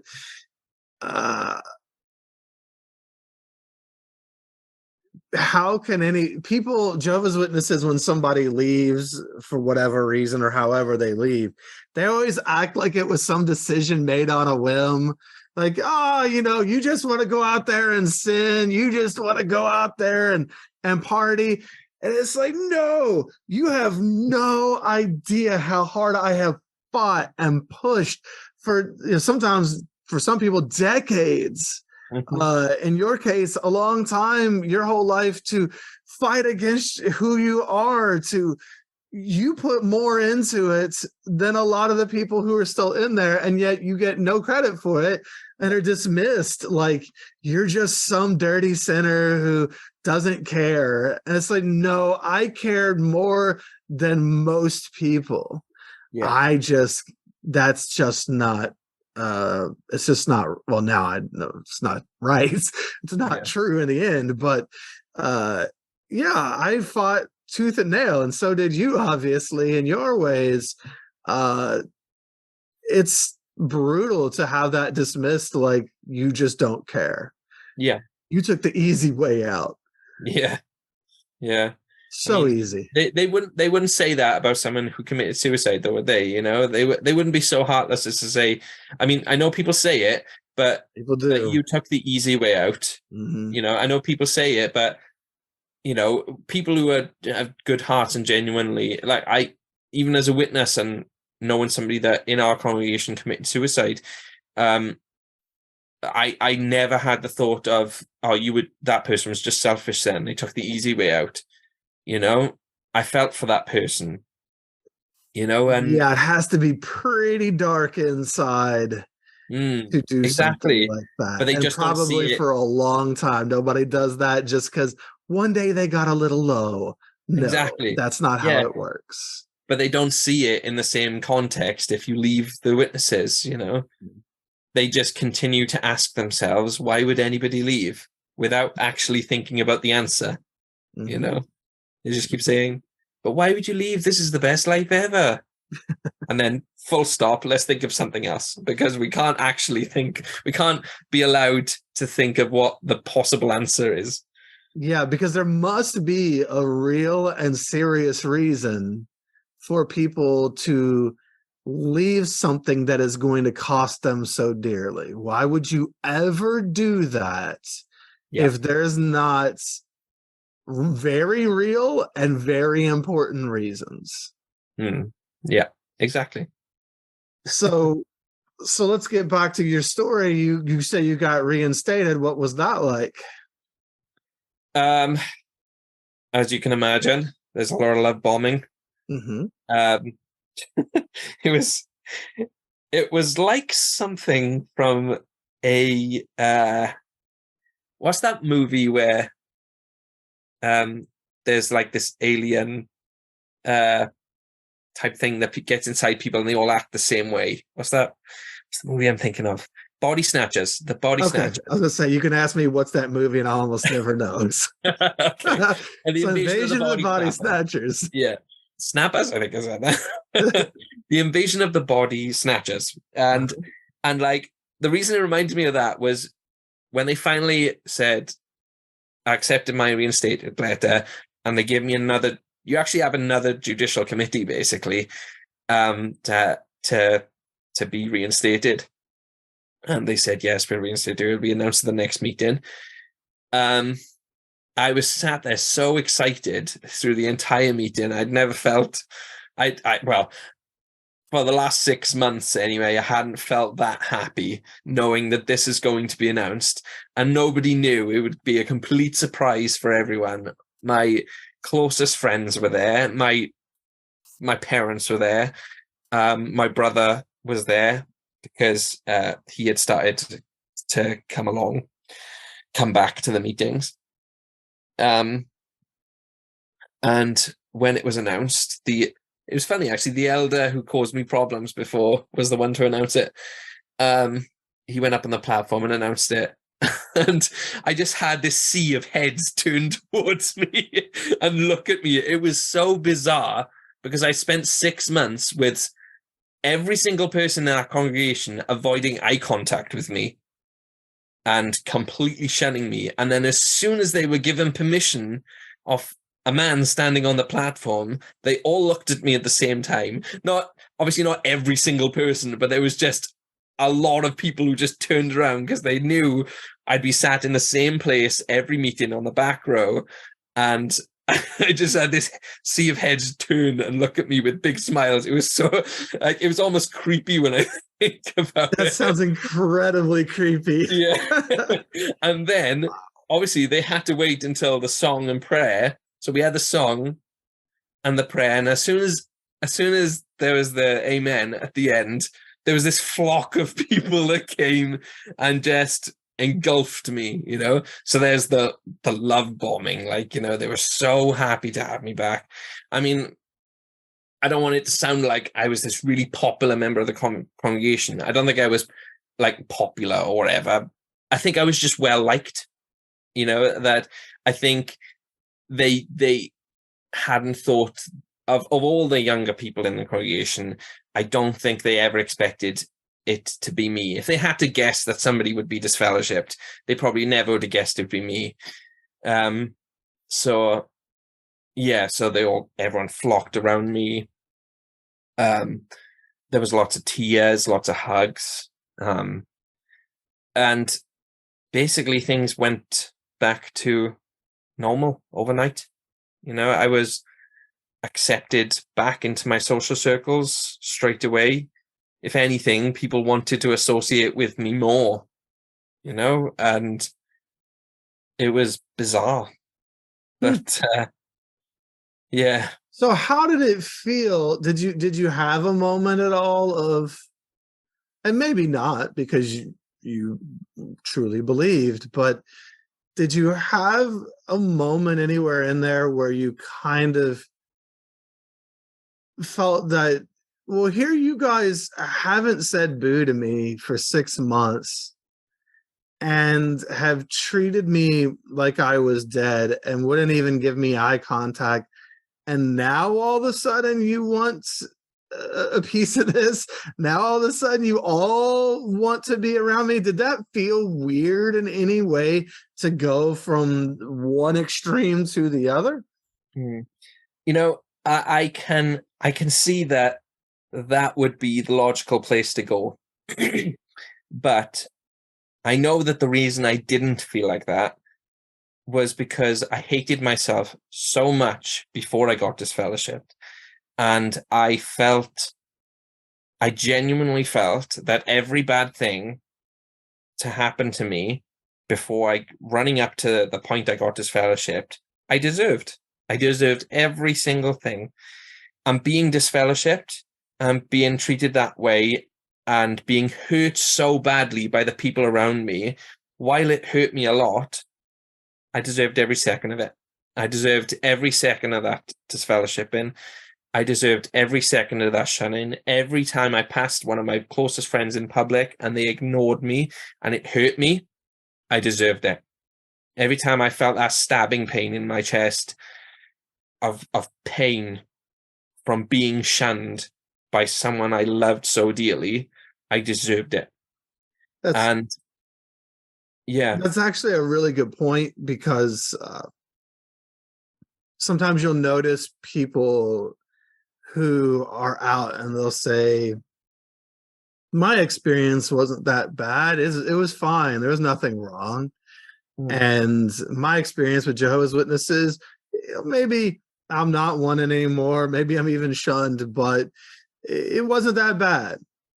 And that's, I think that a lot of times the reason that people say things like that is exactly what you're talking about, because you don't love yourself enough to be upset that you've been mistreated so much. On some level, you believe that you deserve it or you're not worthy of love.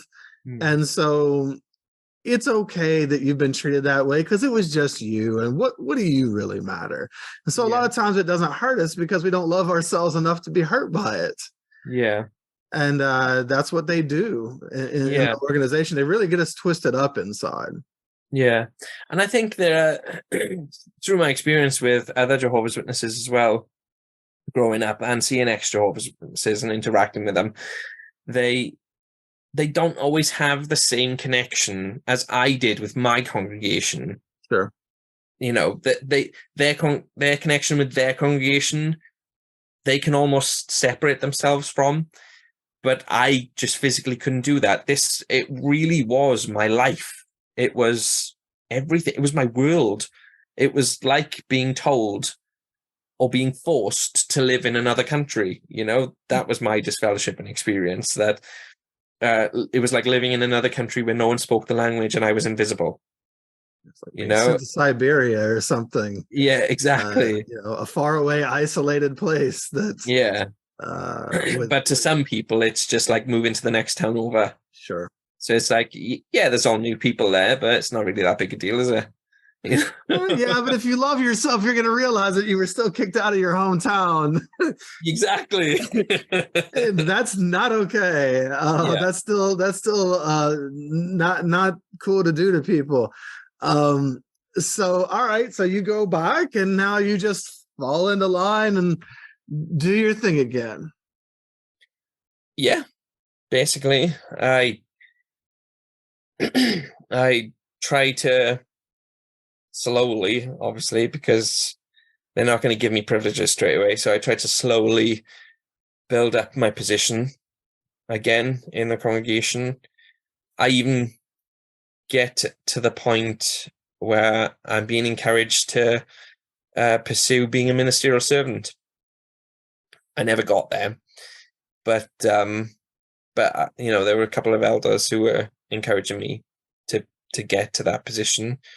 And sometimes I would say, oh, but surely with my history and what I've done before and being disfellowshipped, I wouldn't be a ideal candidate. And they've said, well, that's in the past. They would say, that's forgiven. That's not something we think about anymore. We will continue on as if it never happened. If you ever need a judicial committee in the future, we won't be thinking about, oh yeah, but he had a judicial committee before, he's been disfellowshipped before. We won't be thinking about that. Jehovah forgives completely, so we'll forgive completely as well. I mean, I did later learn that wasn't going to be the case, that my old judicial committees weren't, and disfellowshipping weren't, water under the bridge. No, they keep records of all of these things so that they can bring them up later. Exactly. Yeah. Yeah. So how did life go between then and, I mean, obviously, again, you're talking to me, so something must have happened. So how did things continue to progress? Well, it was a tough time being disfellowshipped, obviously. So the sense of relief that I felt from being allowed to be reinstated was something that lasted a good few months. It was the love bombing, obviously, it was all a very instant thing, but not something that would be kept up. And obviously, my sexuality didn't go away. As miserable as I was when I was disfellowshipped, and has the way I put it once to my parents afterwards, after sort of giving up, was that I was mentally beaten into submission. And it didn't work. I still had those desires, and they were going unfulfilled. The more for me, it was that thing of, if the more you try not to think of something, the more you can't, the more you can only think about that thing. So the more I tried to tell myself to not think of having homosexual desires, the more that was the only thing I could think about. And yeah, so it never went away.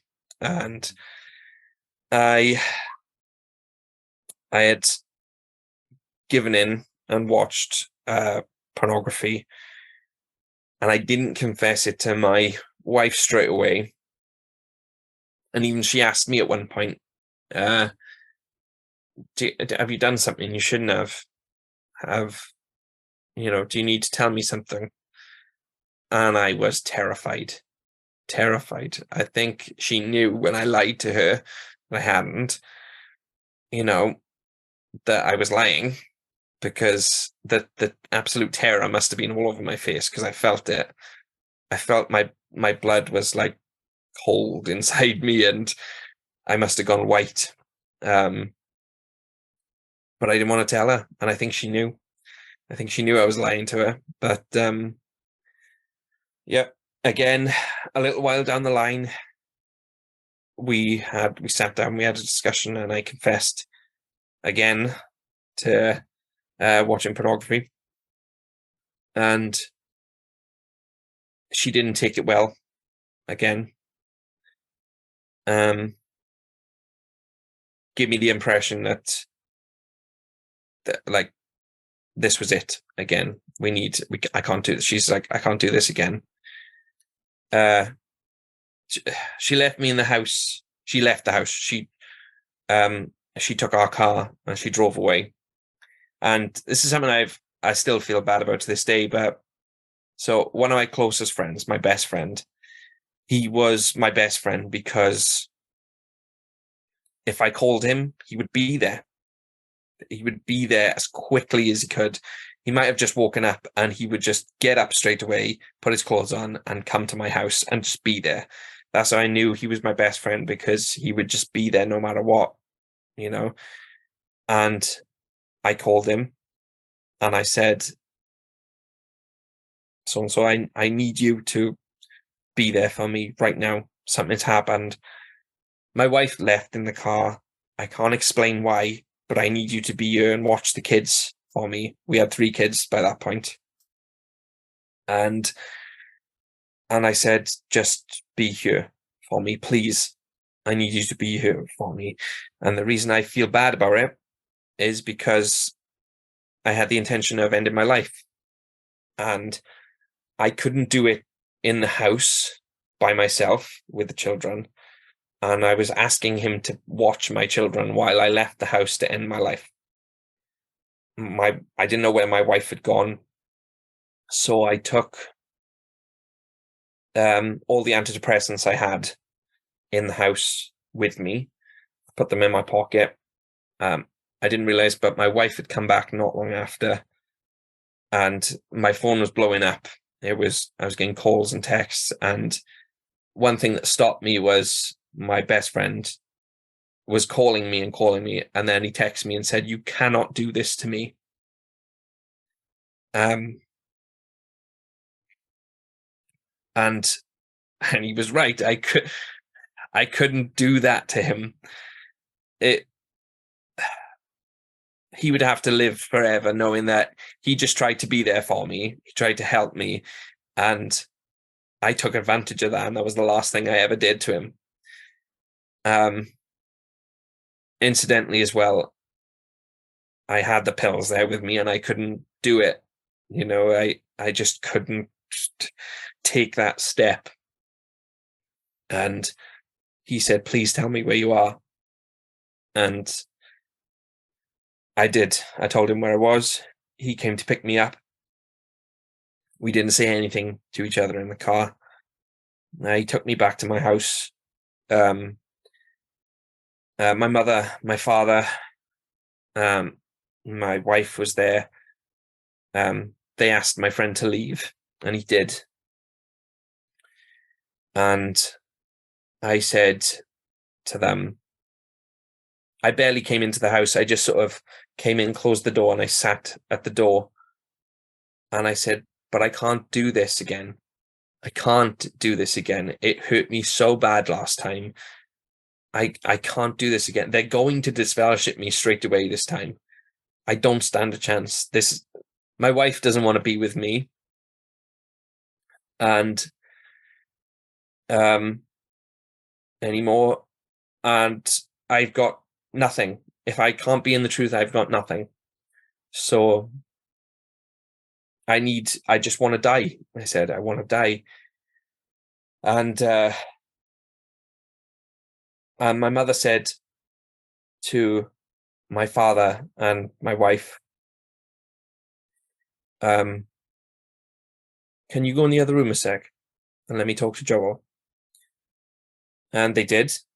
They left me alone with my mother, and she had not been doing well at the time because my grandmother, her mother, passed away, and she was struggling with the grieving process.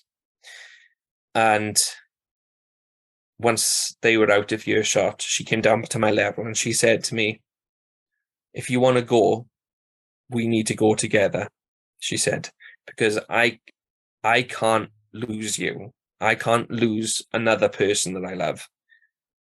I'm still not coping well with the loss of my mother, and if you go, I know I'll go. So we'll go together." And hearing her say that, basically trying to make a suicide pact with me, was what snapped me back into reality.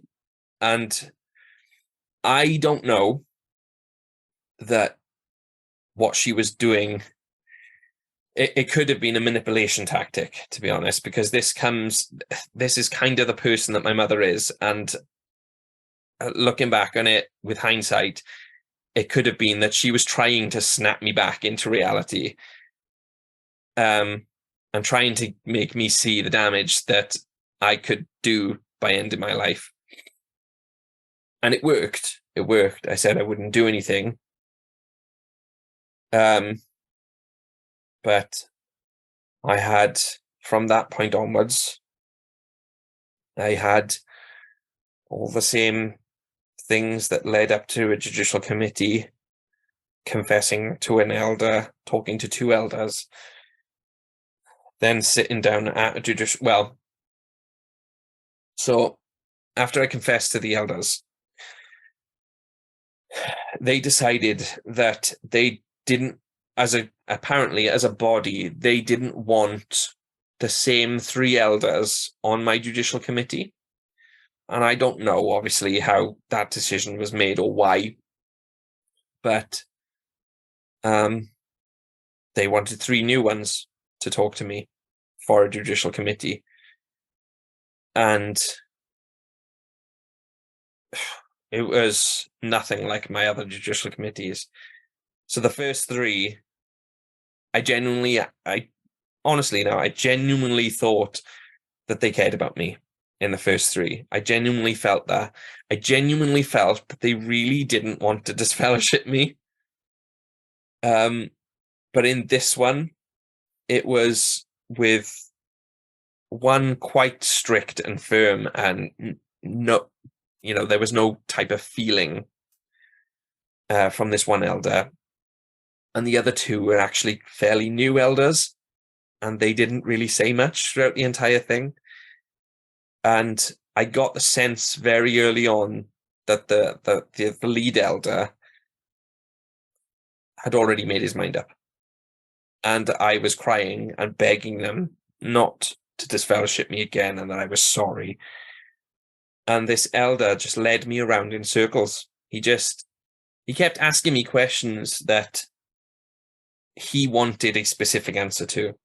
So, for instance, it was kind of like, so what have you done to make sure this doesn't happen again? And I would go, well, I've done this, I've done that. And I would be panicking, saying all these different things. And he would go, yes, Joel, but I understand that, but really, what have you done? And I thought, in my head, I'm thinking, but I just answered that question, and I would try and answer it again. And it was like he wanted a certain answer from me.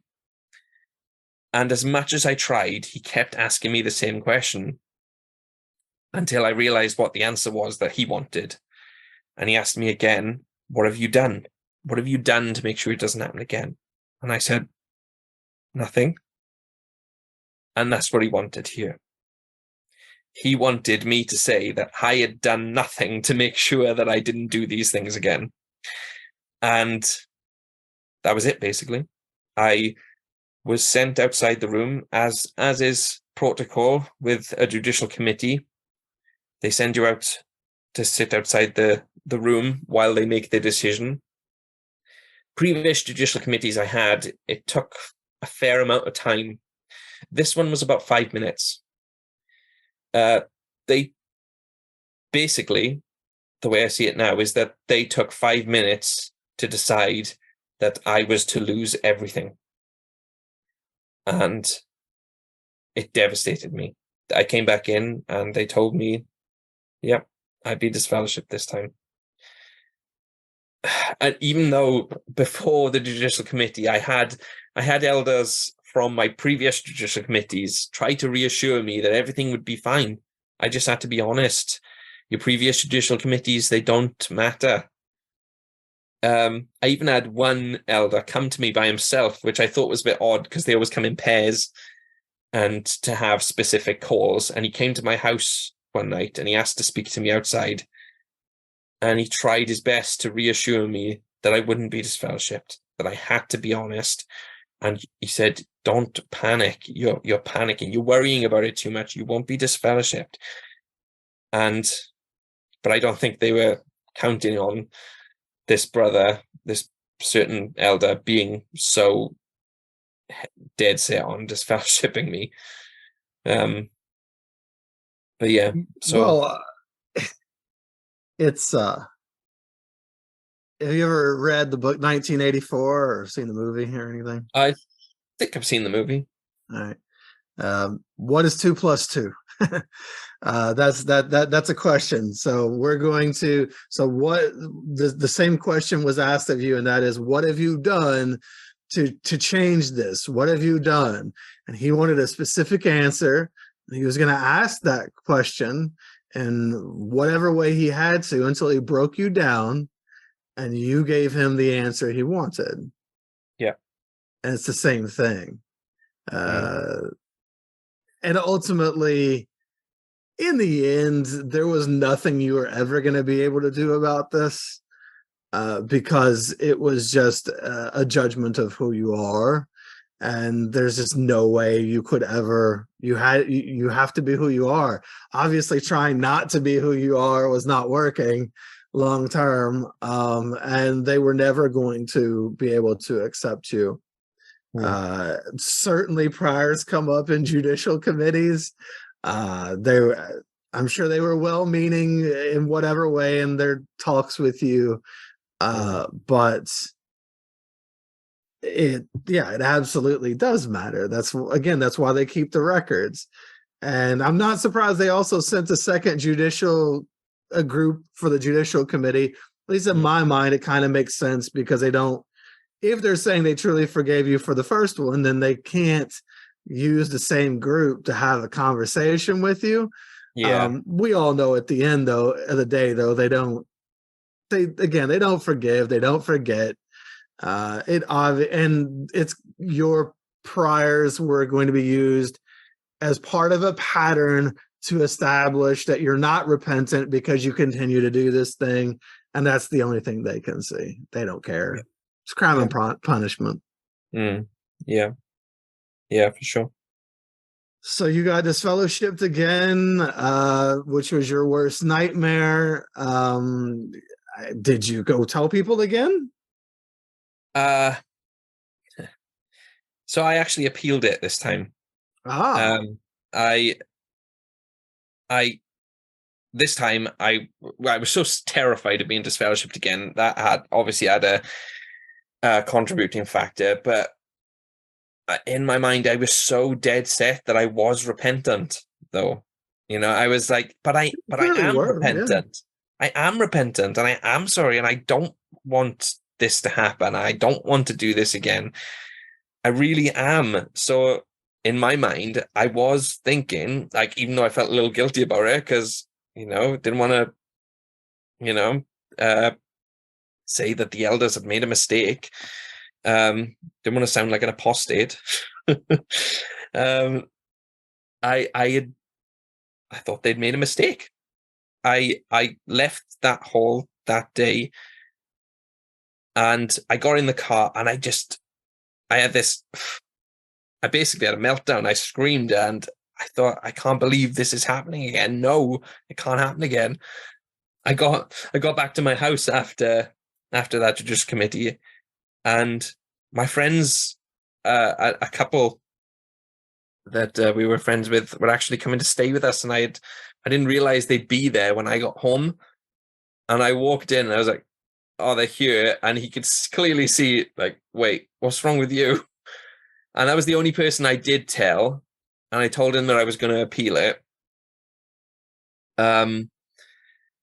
But yeah, I appealed it. Handed in. I remember handing the lead elder, the one who I felt was, he knew he wanted to disfellowship me. Handed him the letter of appeal, and I remember his face so clearly and his reaction. He looked down at the letter, just with this face of, what's this? What are you doing? And he looked up at me and just went, okay. Like, this is going to be a waste of time. It is. It is, because I mean, but you don't know that yet. Exactly. The appeal committee is always on the side of the elders anyway. They're not actually coming to see if I'm truly repentant. They're just coming to make sure that the elders didn't do or say anything they shouldn't have. Yes. So there you go. That's all it is. Yeah, it's not a retrying of your case. It's just, Nope. did the elders do everything by the procedure? That's it. Exactly. And at the end of that committee, and this proves as well that nothing ever gets really wiped out. And what's crazy is that if you ever, I don't know if you know this, but if you have an appeal to, for a judicial committee, they actually invite 3 elders from a different congregation. Yep. To come to your. They bring in somebody from the outside. Yep. Yeah, and that was bizarre to me. Like sitting in the room with these 3 people, I had to tell these embarrassing things to 3 people I didn't even know, and they still decided I would be disfellowshipped, obviously. But one of the last things they said to me was, and from now, you should treat yourself as disfellowshipped. So you shouldn't tell anyone. You shouldn't be speaking to anyone or having any association with anyone. Don't tell anyone it's going to be announced. And I was like, this is fishy. How would you know that I told people before? Why would you say this to me? You know, this elder from a different congregation, who told you that I told people before? You know? So obviously somebody hadn't let it go. And yeah, I was told. That was upsetting to me though, because I was told not to tell anyone. So I listened. And that does happen even just at judicial committees at times. They'll just tell people the first time around, like, don't tell anybody. They don't want you to have closure. That's why that one elder was so mad that you went around and talked. They don't want you to have closure. They don't want you to tell anyone. They want you to keep your mouth shut and go away. Yeah, totally. It was horrible though, because the night it was going to be announced. So like I had a week obviously before it was going to be announced, and I spent the entire week avoiding everyone. They were the witnesses of my life. They were my family. They were my friends. My wife told my parents it was going to happen, so they knew, but no one else did. And the night I walked into the Kingdom Hall on the night I knew it was going to be announced, I came in late, and my best friend, who I spoke about previously, we sort of came face to face as I was walking in, and he saw my face and he just gave me this big hug and said something like, "Are you okay?" I was like, "Not really." And he said, "I'll talk to you after," because the meeting was just about to start. And that's the last thing we'll ever say to each other, you know, because I got disfellowshipped that night, and there is no talking after. There is no talking. So you were disfellowshipped for a second time, and didn't get the closure because they don't really want you to have closure. That's part of the manipulation. So what happens after that? Did you start trying to write letters to come back immediately again? I don't think I did it as soon as I did with the first one, because I knew that they wouldn't accept it. I think I probably waited about 4 months before I tried my first letter. And then I did try one at 6 months, thinking, well, this is how long it took last time. And they wouldn't budge. There was no budging. And I think after the 6 month mark was when it really started to get to me, because it felt like 6 years before, you know, when it was only 6 months. And now I'm at the 6 month mark again, and they're not budging. They're not giving me any indication that it could be just maybe another month, maybe another 2 months. They're not giving me anything. And it's, you know, Jehovah knows when you're ready, when really they have an idea of how long it should be. And I went through a long period of depression again. And as the weeks and months went on, this is when it started to take its toll on our marriage. And even though we were still friends, the way I put it to people when I describe it to them is that we loved each other, but we weren't in love anymore. We weren't in love, but we loved each other. I loved her like she was my best friend, but there was something missing. And we were very distant from each other. You know, and obviously that's going to happen as well when you can't have the same social circles. So I had no social circle because all my friends were witnesses, so were hers, but she couldn't associate with them if I was around, so she would always have to go without me. And it just took its toll. And I was feeling more distant from her. She was feeling more distant from me. And it was probably around about the 8 or 9 month mark. And I gave in again. And I had still, like, to be in disfellowship doesn't take away your sexual desire. And I didn't tell her, but I thought, oh, well, that sealed it then. I'm not going to be allowed to be reinstated. Even if I think they'll keep me up for a year, if I go to them now and say, I'm going to confess again to the same sin, it's not going to be a year. They're going to let it go another year or another 2 years. Who knows? Because there's no time limit. Because that no time limit rule goes both ways. You know, they can keep you out for years and years or just a couple of months if they want to. But yeah, I mean, most people, first offense is roughly 6 months, second offense is a year. Yeah.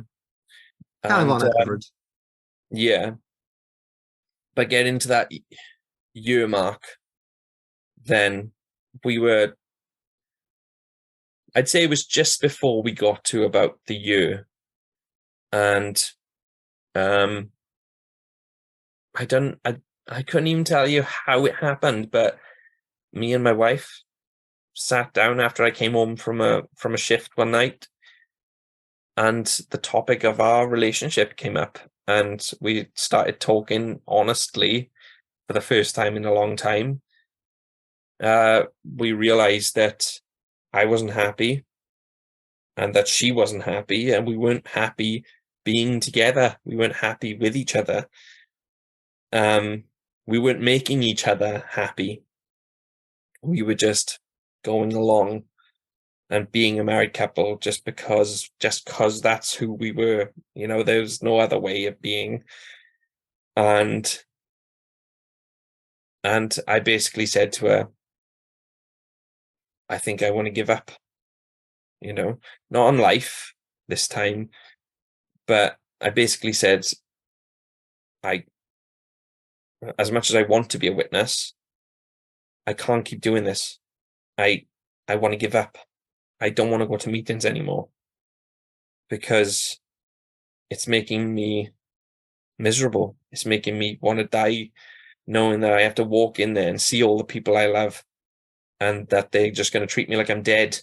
It's making living really hard to keep walking in there. And she said to me,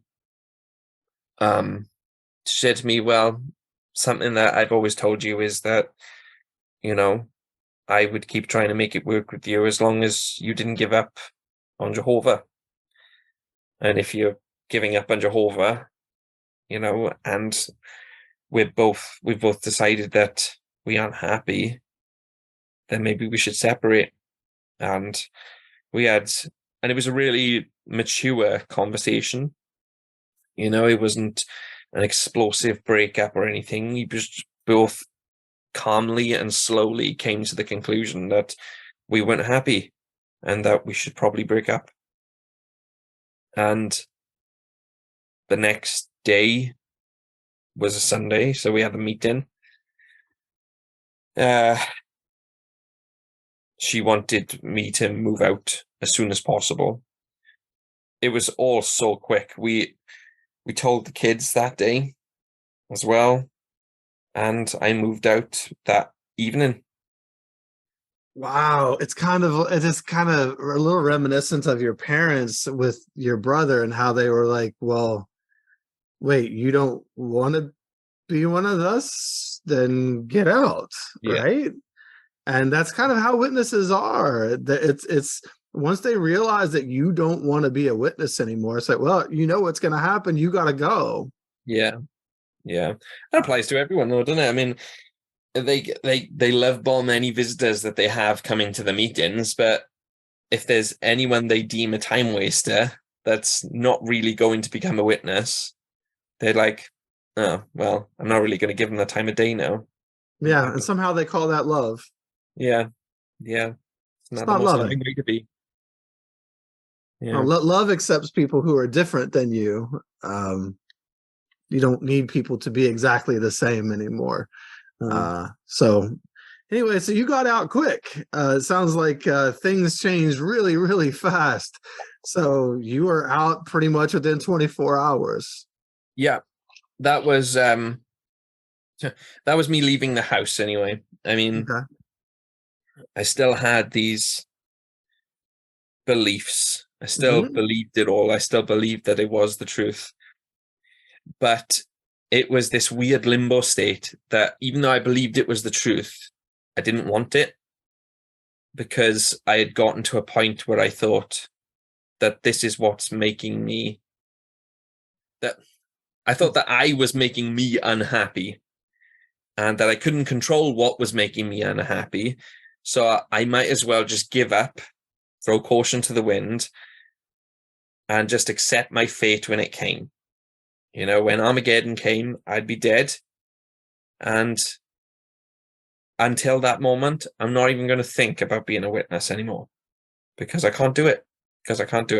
And that's where I'm going to live the rest of my life until the last day. So, yeah, I left the house that night, and obviously my brother's story is his own, but during all that period of me being married to my wife, my brother actually became a witness. He got baptized, and then he got disfellowshipped. So I hadn't talked to my brother for a few months either. And I messaged him and explained what happened. And I said, I need somewhere to go. I haven't got anyone. I don't know anyone. I haven't got anyone. Can I come and stay with you? And he gave me a place to stay for a couple of weeks. He initially tried to, obviously he didn't understand the situation entirely, and he always thought that me and my wife were such a good couple that he thought, because obviously I didn't come out to him, he didn't know anything that had happened. He thought that if I just gave it some time, maybe we'd get back together. He even so he gave me his bedroom, and he even came into the bedroom one night holding his old Bible, and he's like, I don't use this anymore, but maybe you can. I didn't have the heart to tell him that I had given up as well. Yeah, I believed it, but I'd given up. But yeah, so from it wasn't that long after that, well, basically the day that I was leaving my wife's house, she said to me, you have to let me know if you sleep with somebody else so that we can get a proper divorce. And that really hurt me at the time, because she was already cold. She was already thinking of the divorce straight away, and I wasn't thinking of that straight away. But then something switched in me as soon as she said it. I thought, oh, this is really something that she wants. She really doesn't want me to be here. So me giving up on the religion and me giving up trying to do the right thing was the right decision. It's the right decision to give up completely. And her saying that to me was the final nail in the coffin. And it seems cruel that not long after that, I had a sexual experience with somebody else. And it was all so very soon afterwards. And I think because emotions were heightened, I don't think she actually expected me to do anything. And I think with a bit of time after I had left, she missed me, and she had maybe hoped that we could get back together. But, you know, I think breakups, no matter how they happen, they hurt. Sure. And they can still be messy. Even if you have a mature conversation and it's mutual, they can still be messy. And it got messy then, where, she had said to me, we had conversations after I left and hinting that maybe we might try and get back together. At this point, I'd given up though. I was like, no, I'm not making you happy. You're not making me happy. Clearly, I left. You wanted me gone straight away. And yeah, I wasn't ready to keep fighting for the religion. So ultimately, it was never going to work. At any point, did your wife ever just say, "Are you gay?" I mean, like, at any point, was there a realization that maybe I need to let you go because this isn't who you are? I think the religion has a very strong influence. Sure. And while she probably knew gay people before she became a Jehovah's Witness, I think the religion has such a strong influence over people that it can convince you that those people just need the truth. That's all they need. Yeah. If That's you all just they knew the need, truth, you wouldn't really. be gay anymore. Exactly. So I think there was this hope in her that thought, but if you came back and if you just tried a little harder, you might not be that way, And what I'd always said to her is that obviously I would say that bisexual, I'm bisexual, but once our marriage was over, I was only interested in men, So, I mean, I tell people now that I'm gay. It just saves time having to explain, some people ask questions when they find out I've got children, but yeah, she didn't ask that ever. I think she knew what my sexuality was, and she was just hoping that I might try harder to subdue that side of me.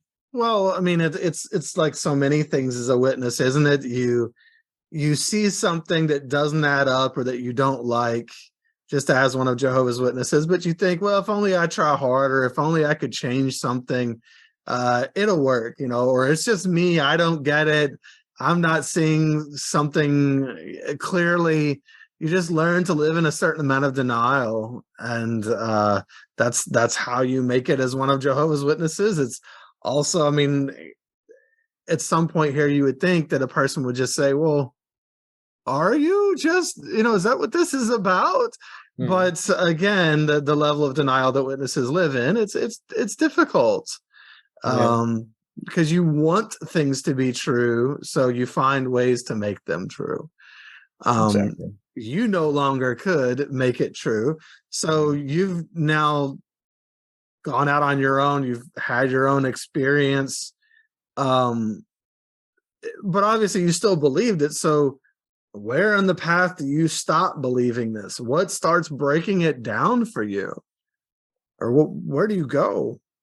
Well, I definitely believe that it was around about that time where our marriage was ending that the cracks were starting to show in my faith. I'd still tell people I believed, even though once we went through that whole mess of things with a divorce, just telling her that I had been with somebody else, and saying, well, in that case, we're getting divorced. I went on a bit of I say self-destructive. I mean, people have gone on worse paths. Like, people have gone down more self-destructive paths than me, but from my perspective, where I hadn't done anything with anyone before, I went down a path of being with more people than I'd ever been with, type thing. Still not try not to slut shame myself, because I was gonna say, yeah, how's it self-destructive? Who did you destroy in the process? Exactly. But like, at the same time, some people might consider it being like, oh, that you were probably with one person every week or every day, and I wasn't. It was just someone every now and then. But like, in my mind, I was destroying myself by acting on it continuously. But something that happened not long after me and my wife broke up, I downloaded one of the dating apps, and I started talking to people. I just wanted conversation. And if you know anything about the gay community and the apps, you know that those apps are not for having conversations with people. No, I'm pretty sure I understand that. and like, so conversations were rare, but there was one person I'd had a conversation with, and he was willing to talk with me. It didn't become sexual. It was just a conversation.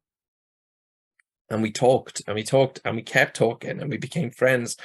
I told him everything that was going on with me, and he couldn't believe it, because, any normal person who hears about these things, it's bizarre behavior, but we normalize it for ourselves, don't we? But yeah, we met.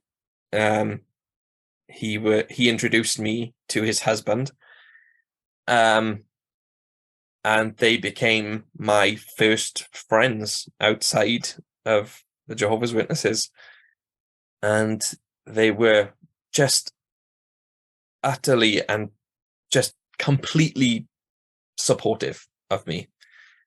They wanted to help me, and which was a bit off for me. I thought there must be something, though.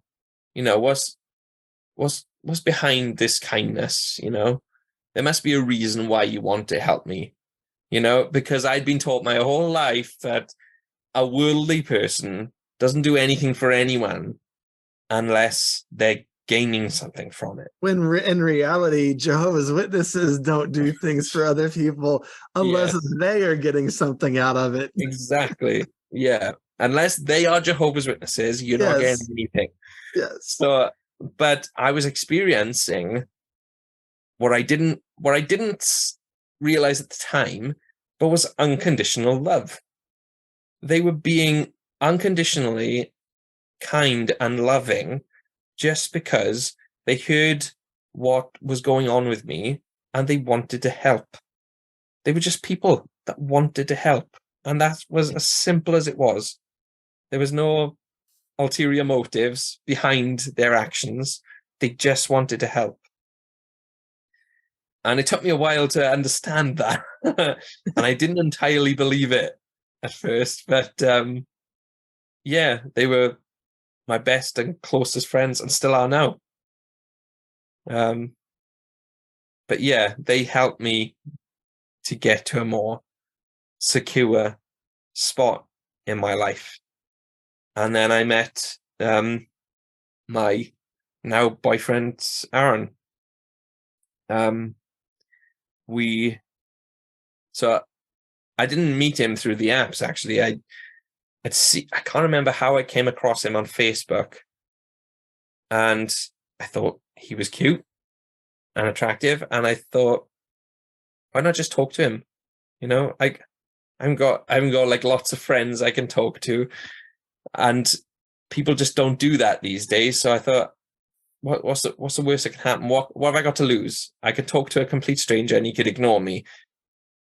And he didn't ignore me, and we had a nice conversation, and sort of the rest is history. We met not long later, and he was going through some traumatic things of his own. He had like in some ways, I think of my own childhood, and while it was good, there were certain ways that my parents neglected me that I only realize now as an ex-Jehovah's Witness. But in other ways, his parents neglected him, and we just sort of, like some people might call it unhealthy, but we bonded over the mutual thing that we had, where we had parents, shared experience. Our shared experience, and we were both hurting from different experiences in our lives, and somehow we helped each other through it, and he made me happy, and I started to make him happy, and eventually it was like, well, we're a couple then, And it was funny though, because when I first met him, I didn't want to come out publicly. So when I first met him, I remember one of the first things I said to him was, how do you feel dating somebody that's not happy about coming out? And he only thought about it for a second, but was like, I don't really know about that. And that was the moment I thought, for the first time ever, well, I need to come out then, because I really care about this person. And if this is a deal breaker, then I need to come out and make it publicly known. What I didn't realize at the time was that his previous boyfriend who cheated on him asked him the same thing. So that was why he wasn't sure about answering it. It was like, okay, I really like you, but you're asking me a question that's raising red flags here. So then from that point, I came out to my limited amount of friends, which didn't take long, and to the kids, to my children. And they took it fairly well. It was a bit of an up and down thing. But yeah, now they're super accepting, and they're entirely fine with everything. They've met him. Did you come out to your wife, ex-wife, I guess, at that point? Did you Not say really. anything to her, or was that one of those just I'll let her, she'll figure it out? I did say to her that I am going. She knew what my sexuality was. But she also knew that I didn't want to tell anyone. So if anything, she was the only person I had come out to up until that point. So how that conversation went was basically me telling her, I'm happy in this relationship, and I'm going to come out. So that means I'm going to tell the kids as well. So that was difficult for her to wrap her head around for a bit, because I think she was still hurting from the ending of the relationship, especially as that I was in a new relationship and she wasn't, which is understandable. But yeah, through, I'd say the first year, there were very much up and down periods when it comes to my relationship with my ex-wife. She was obviously torn. She wanted me to be happy, but at the same time, she wasn't happy. And she was torn between trying to accept my new life, and also being told that my life was unacceptable from the religion standpoint. Yeah, so Jehovah's Witnesses hurt both of you. Yeah. Yeah, It's I'd say so. unfortunate because they put you in an untenable situation and didn't allow you to be yourself, and that's really tough. Yeah, of course, from her perspective, it's just, and for the longest time, it was my perspective too, that it was me that was causing all the hurt. Well, of course, it's always blame the victim, right? I mean, not that I'm saying your wife victimized you necessarily, but it is always the person who leaves. It's always their fault, or whatever the case may be. But again, as I always say, it's not the fault of the person of color that there's a racist out there that doesn't like them and doesn't accept their being. It's the fault of the person who has the racist ideologies and the racist belief. It's not the fault of the gay man that someone who is homophobic doesn't like their existence. That's the fault of the homophobic person for their homophobic beliefs and feelings. And so 100%. It really isn't you. You're not the problem. No, 100% agree. Never were, actually. But and now I see that. And now it's 100% clear to me. And I just experience what I never. So obviously I had to come to the realization that I know a lot of ex-Jehovah's Witnesses have had to come to when it comes to their parents, and that's that their parents, they may have to come to the to the point where they have to accept that their parents don't love them unconditionally. And I didn't realize that, and when I realized it, it was devastating.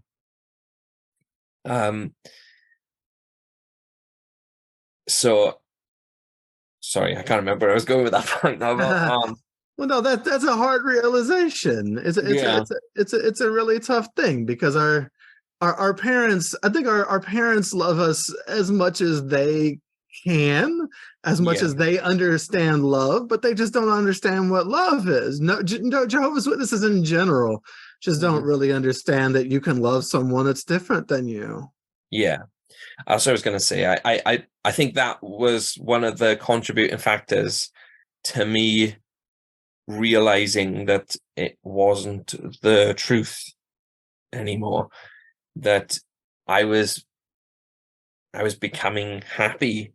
I wasn't miserable anymore.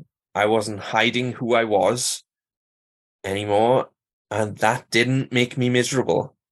It wasn't making me miserable anymore to just completely accept that this is who I am.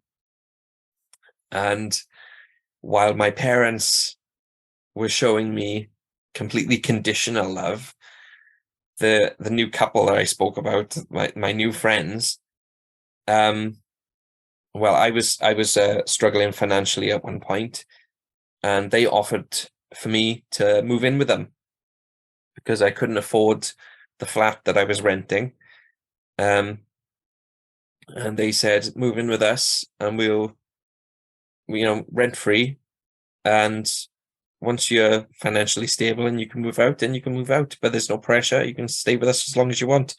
This is the house I'm in now.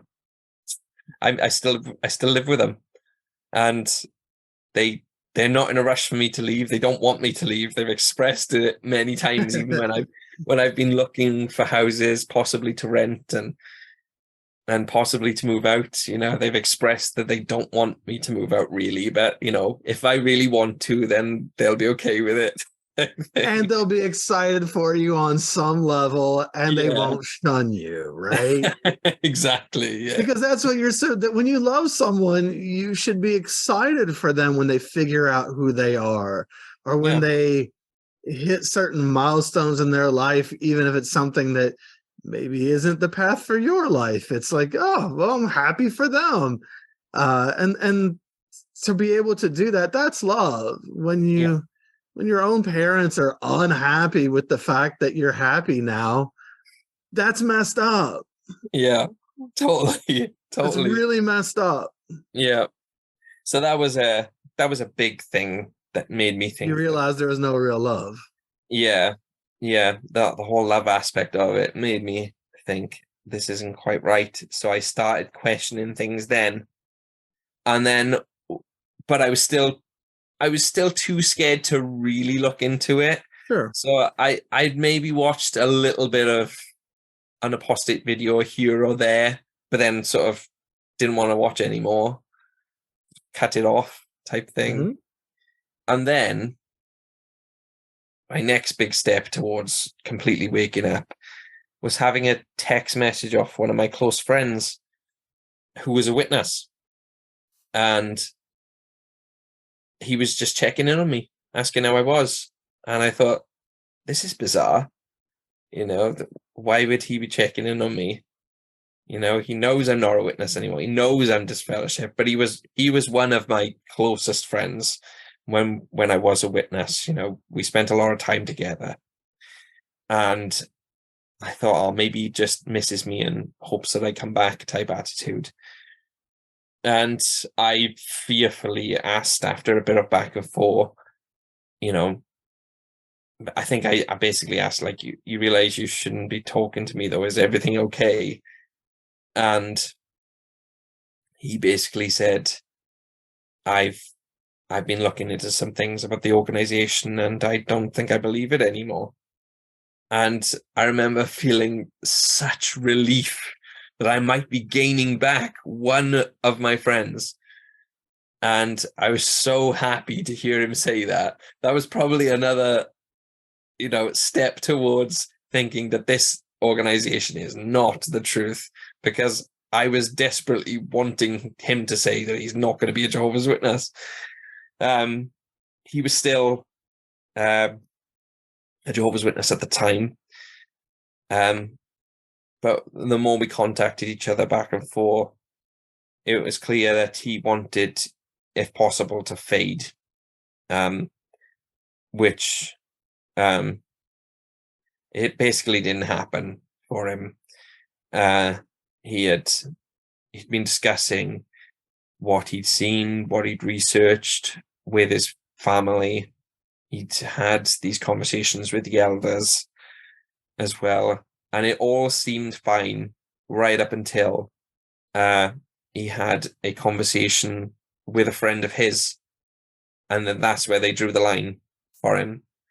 You know, I think it was, okay, talk to your family about doubts you have, talk to the elders about doubts you have, but talk to other members of the congregation about doubts you have. That's apostasy. And yeah, they dragged him in for a judicial committee and asked the age-old question, you know, do you believe that the governing body are God's one true mouthpiece on earth? And his answer was no. And his fate was sealed. Should have been, yes, I believe in Tony Morris. He is the one true prophet. He is. He's doing so well right now, isn't he? Yeah. Okay. Well, so he ended up getting disfellowshipped and shunned. I mean, I'm sorry it had to go that way for him, but yeah, kind of surprised. But because of him, he gave me the confidence to look into things. You know, we talked and he said, do you know about this? And I said, no. Do you know about this? No, I don't know any of it. And initially I was kind of like, well, you know, apostates lie though, so you've got to be careful about what you're looking at. Just be careful. And I'm the non-witness telling this person with doubts to be careful who he listens to on the internet. But one of the things, I think the main thing that triggered me was when he asked if I knew about the Australian Royal Commission. Yeah, and I didn't know anything about that. And he said, well, there was a governing body and he basically lies. He said, I was like, but he can't have actually lied though, could he? You know, I doubt he really said. I'm sure I could explain it away type thing. And then, so obviously I had to watch it myself because I wanted to explain it away. I watched it myself. I heard him say, I heard him being asked that question, and I heard him say, give the specific answer that he did, and I was left speechless because I couldn't explain why he would say that. Are you talking Because about I the knew- question where he was asked if Jehovah's Witnesses were the one true religion? That's it. Basically, Yeah. and No. If he thought that I think he was asked basically the question you get asked for being disfellowship. are the governing body the one true? Exactly, the one true I don't remember mouthpiece. how exactly it basically. was worded, but yes. Yeah, it was something like, are the governing body? Do you believe that the governing body are are God's only spokespeople on earth? Right. And he said, well, I think that would be presumptuous of me to say. And I was almost taken back. I was like, wait, what? Why would he say that? He knows that that's the wrong answer. Why? Like, I mean, what's going on? I was just speechless. I couldn't believe that he said it. And then that was it. And from that point onwards, I thought, I'm watching everything. I'm finding out everything about this, because if my friend was right about this, what else is he right about? I mean, and then more cracks started to show when he told me about his judicial committee and how that Royal Australian Royal Commission thing came up, and he told them about that event, and they said, well, do you know anything about video editing? and he said to me afterwards, weak. I know, it was. He said to me afterwards, it was so laughable because basically you could say to them, well, do you? Yeah, because they don't know. They don't know anything about video editing. Right after I left, the Australian Royal Commission happened, and I literally stayed up every night watching it. I would stay up because it was in Australia, obviously, different time zone, and I would stay up and watch that thing, and it was just.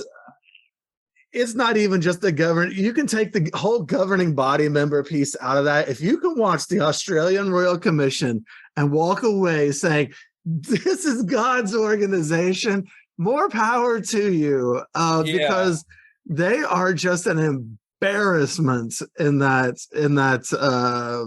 hearing.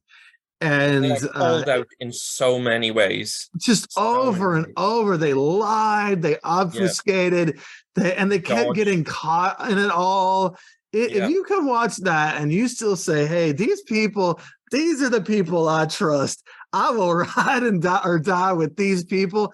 Hey, you know what? You get what you deserve at that point. Exactly.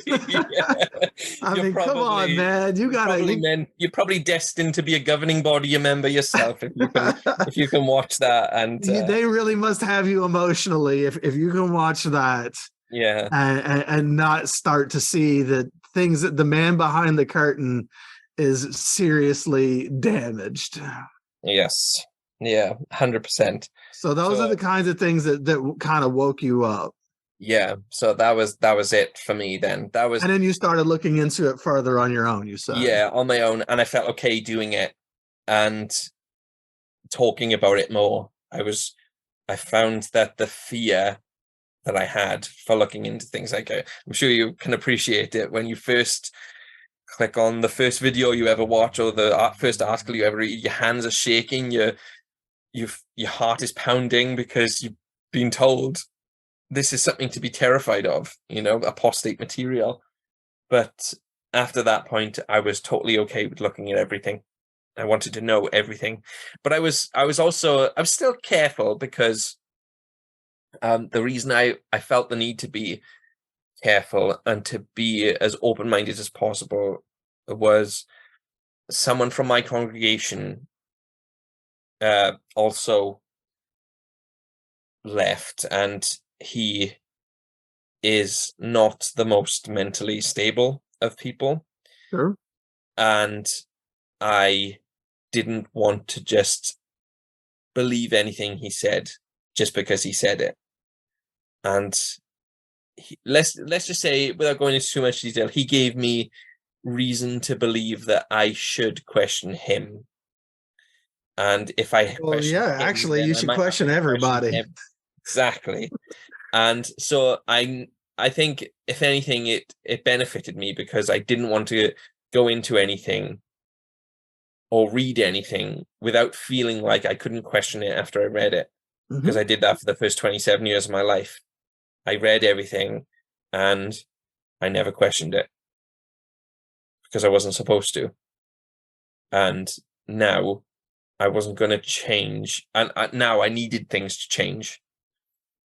Now, when I was doing research, I needed to make sure, I needed to fact check things. I needed to make sure what information I was taking in was 100% true. Yep, absolutely. And that's an important thing to do. Now you're making the truth your own, right? Like you're actually going out and researching things on your own and finding out the truth about the truth and things like that. Yeah. Much better way of living. So how long have you been out for today? So I was disfellowshipped at the end of 2017. So what's Okay. that? So 6 years, roughly. Yeah. Well, 5.5, five over 5. Yeah. Yeah. And uh, at this point, so then I guess was that the end of your contact with your former family and friends, so to speak? Pretty much, yeah. I mean, when I got disfellowshipped, that's about the end of all my contact. Yeah. I didn't have anything so there were certain events that happened that made me contact my parents, and it didn't go well. So I think I've spoken to them, actually had a conversation with them 3 times since being disfellowshipped, maybe 4, and it hasn't gone well any of the times. And I've left it a bit upset every single time. I think probably one of the worst ones was I was with some friends, we were having a good night, having a barbecue, and somebody brought up religion, and I'd had a few drinks, I was quite drunk, and I got emotional over it, talking about the witnesses and this and that. And I excused myself for a bit, and I was left alone in my thoughts. And while I was sat in the house of my friends, in the living room of my friend's house, sorry, my drunk self decided to call my parents, and my mother answered, and we had a brief conversation. I didn't talk. I can't remember exactly what I said. I was very drunk, and whatever I said, she basically said, "I'm not going to talk to you about this. I'm not going to talk to you about this." And then she said, eventually she said, "Right, look, you've heard my voice. You've got what you needed." I was like, "Well, okay." So she said, "So I'm going to go now. I'm hanging up on you." And I said, "Well, if you're going to go, put Dad on the phone because I'll talk to him instead." And I could hear her in the background. She was handing the phone to him. She said, "It's Joel. He wants to talk to you." And my dad's response was, "Why? Why does he want to talk to me?" And my blood was just boiling. He came on the phone. He went, "What do you want?" And I said, "What do I want, Dad? What do I want? I want to speak to my father, who I haven't spoken to in years. Is that okay? Why is that such a problem for you that I want to speak to my parents? Why is that so difficult for you to understand?" And he went on this weird rant about how I had... It's bizarre because it was clearly something that was on his mind that he never got to tell me off for. But he told me off for using his computer when I was a teenager to look at pornography. I was like, okay, well, I'm in my late 20s now, and that was when I was a teenager, but okay, we're talking about this. And basically calling me sneaky and deceitful, and that was hurtful. That was a hurtful thing for me to do. And I said, Dad, who do you care about more, me or Jehovah? And he said, Jehovah. And I probably wouldn't say this when I was sober, and I'm not, you can sort of bleep it out if swearing's not okay, but I just instantly said, well, I fucking hate you then. I hate you. If I'm less important to you than a God you don't even know. And he just hung up the phone. He just hung up the phone and just left it at that. By that point, I'd been getting quite loud, and my friends heard me, and they'd all come in.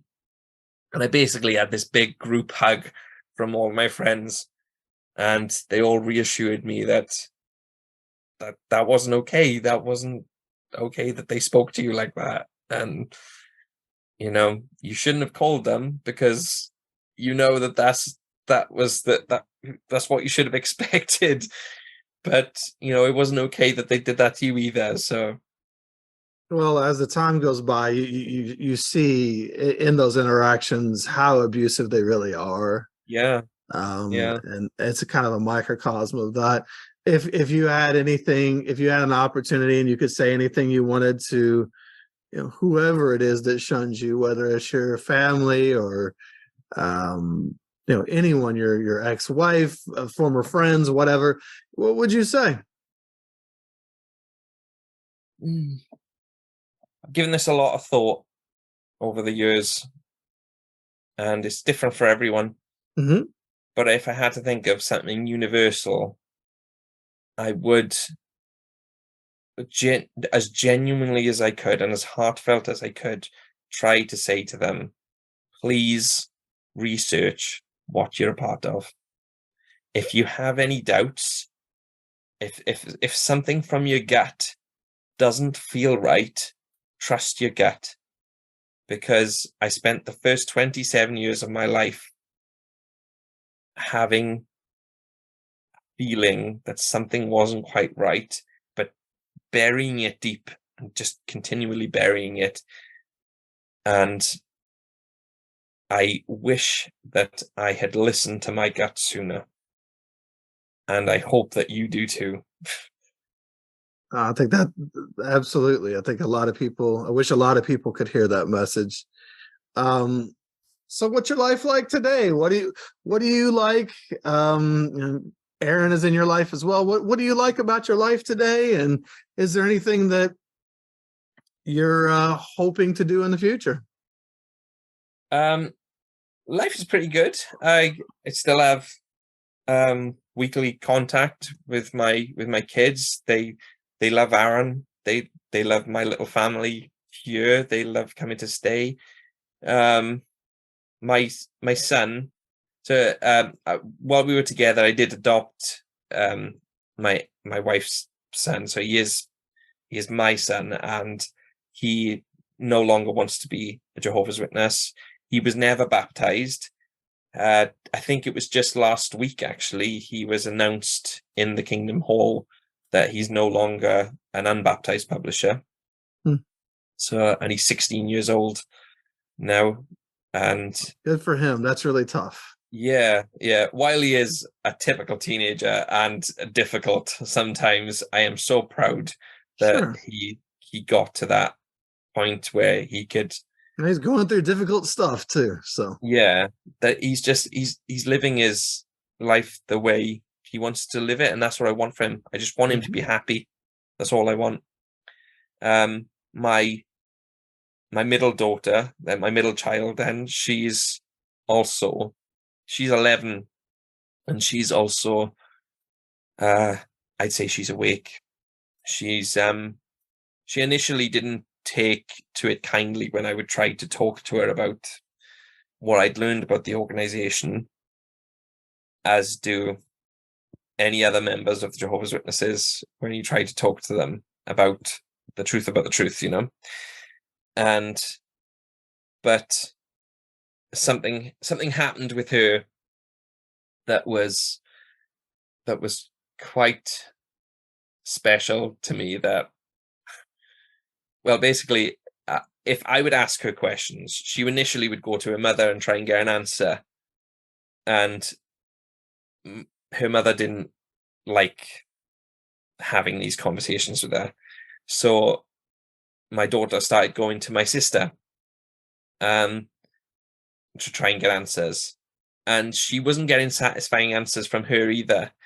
And I believe the nail in the coffin for her then was one day I had asked her, well, if you're going to talk to my sister, ask her this question or ask her about this. Does my sister know that this happened? And she was like, okay, well, I'll talk to her. She goes away and talks to my sister. And my sister's response to her, instead of actually trying to answer her questions, she goes, do you really believe that, though? And my daughter's response was, I don't know, but it wasn't a good enough response. It wasn't an answer to a question. It was her basically saying, but just don't believe it, though. Mm-hmm. You have a question, I can't answer it, but just don't believe it.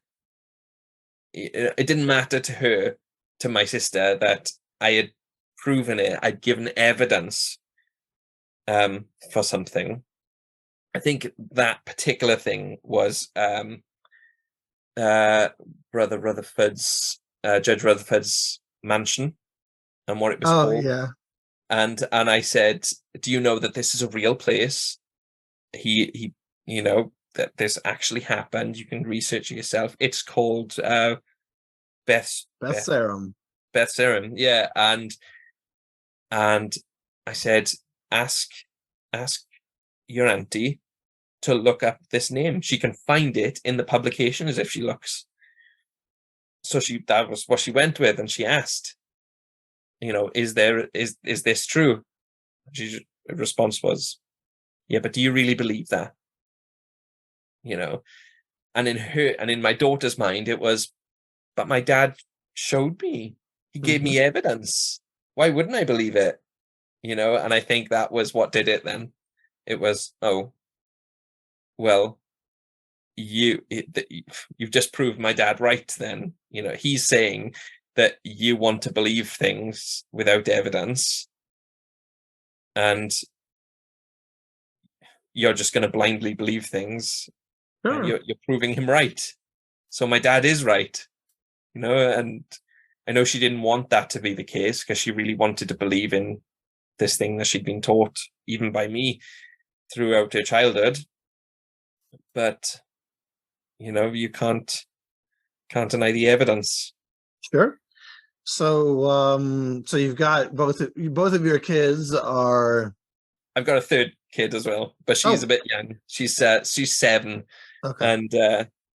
And she still loves the organization and being a witness a bit. So I try to be a bit more careful, but yeah, we'll see what happens. So, and what about you? What about you in the rest of your life? So, like I said, I didn't do well in school, so I didn't have a lot of ambition. And I had a conversation with a friend once who said to me, what's your dream job? What do you want to do? And I had no idea. I said, I don't really have a dream job. Something that's easy and that pays a lot. And that wasn't a good enough answer for him. He's like, you must have thought of or wanted to do something that makes that you'd be passionate about. And I said, well, if there would be anything, it would be acting. I said, I would want to be an actor, but I didn't go to drama school. I didn't do this or that. I have no experience. I could never do it. And he said, yeah, but why? Why couldn't you do it? I was like, well, it's too late for me now. And I'm in my early 30s and, it's definitely too late for me. And he just kept coming back at me, but why? Why is it too late? Why can't you do it? And I couldn't give him a reasonable answer because I knew people that went to my school and people that were friends of mine in school that were like theater actors in my local area, and I thought, well, they're doing it, so what's the worst that can happen if I try? And that's what I did. I got in contact with one of my old school friends. I asked him, honestly, do you think I could do this if I tried? And he said, why not? Why not? And he put me in contact with a local theatre company.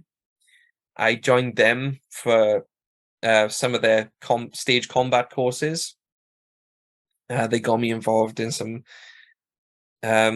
acting work they were putting on, and the rest is history. Basically, I got I got noticed by someone I followed through Instagram who was just starting up acting agency. He noticed that I was just starting an acting career, and they took me on. I'm represented by an acting agent now, and I'm loving it. Like, I haven't done lots of big different things, but I'm enjoying learning about it. I'm enjoying learning about the arts and getting excited about something, actually being ambitious for something for the first time in my life. And I am thoroughly enjoying it. And we have so a friend of mine wrote a play based on some of my experiences as a Jehovah's Witness, and that'll be put on at the beginning of April this year. And basically the message is how religious homophobia is damaging to people, and that acceptance is the right way forward. So that's awesome. So I know that this episode won't come out until after the performance. But can you tell us what it's called, and or anything like that? Yeah, it's called The Witness. The basic it's a short play, but the basic plot is that a disfellowshipped Jehovah's Witness wakes up in a morgue alongside a openly gay man who also wakes up in the morgue, and it's like a bizarre type of afterlife type thing. They don't understand why they're there. They just know that they've woken up in a morgue. That's all they know. And they have to get to a place of acceptance, it seems. So while the Jehovah's Witness has a problem with the openly gay man has a problem with the openly homophobic Jehovah's Witness. And until they get to a place of acceptance, they can't move on. And that's the message of it. And it's very interesting, and I'm really proud of my friend for writing it, to be honest. And while I'm a little nervous to be in it, because it's very close to home, even though the character isn't me, it just has elements of me, I am also excited to deliver that message, because it is something I 100% believe in now.